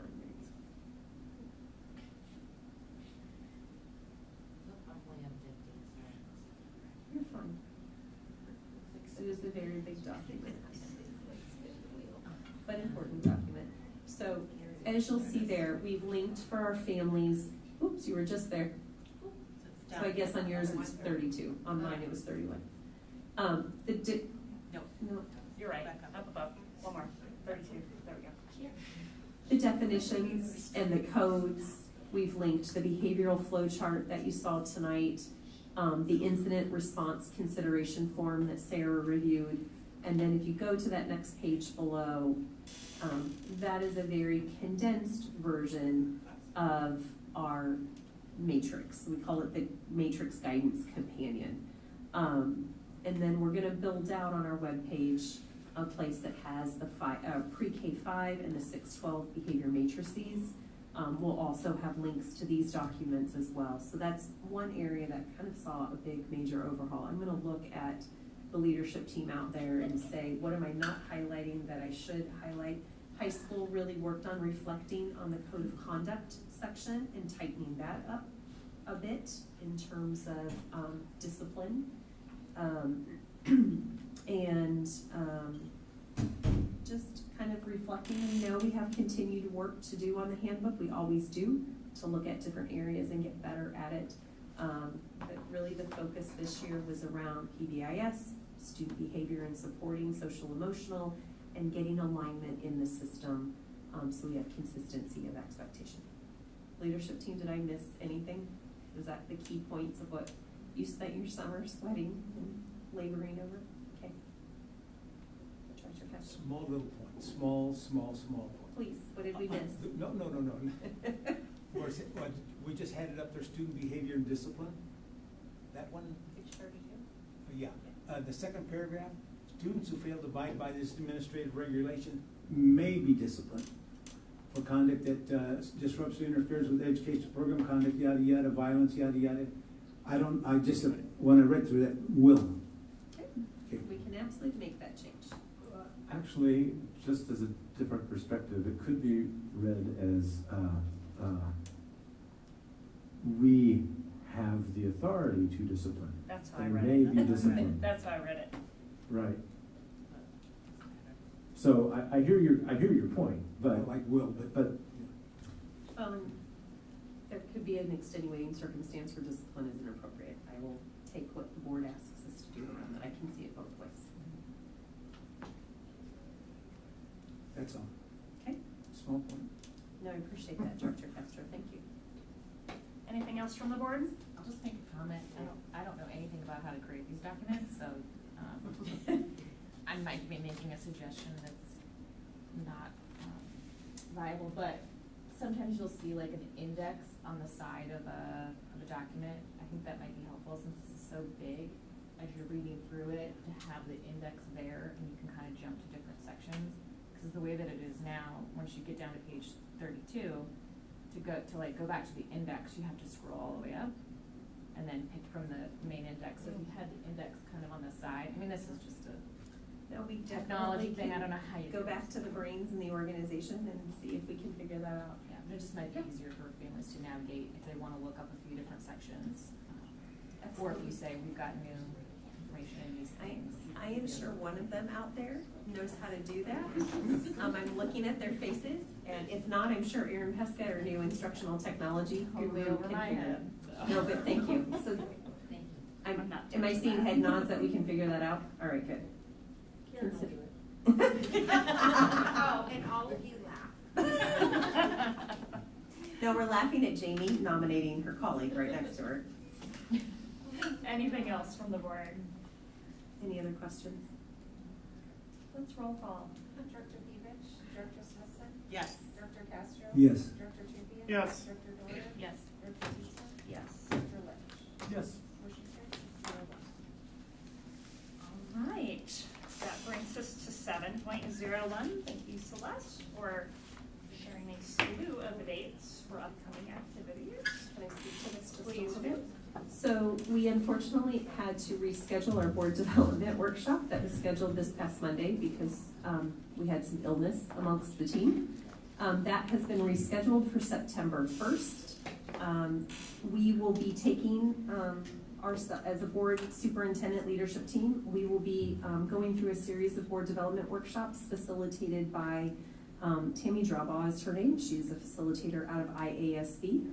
I'm excited about that work that we'll get to dig in and do our own professional learning together. So the rescheduled one from this past Monday will be the 1st of September, and then we'll have a second one in September, and then kind of look about every 4 to 6 weeks. We'll be together on that work. We'll bring you treats. All right. I put a note in here right now. Do not forget the birthday. All right, that brings us to 8.01. Yep. We have a yep.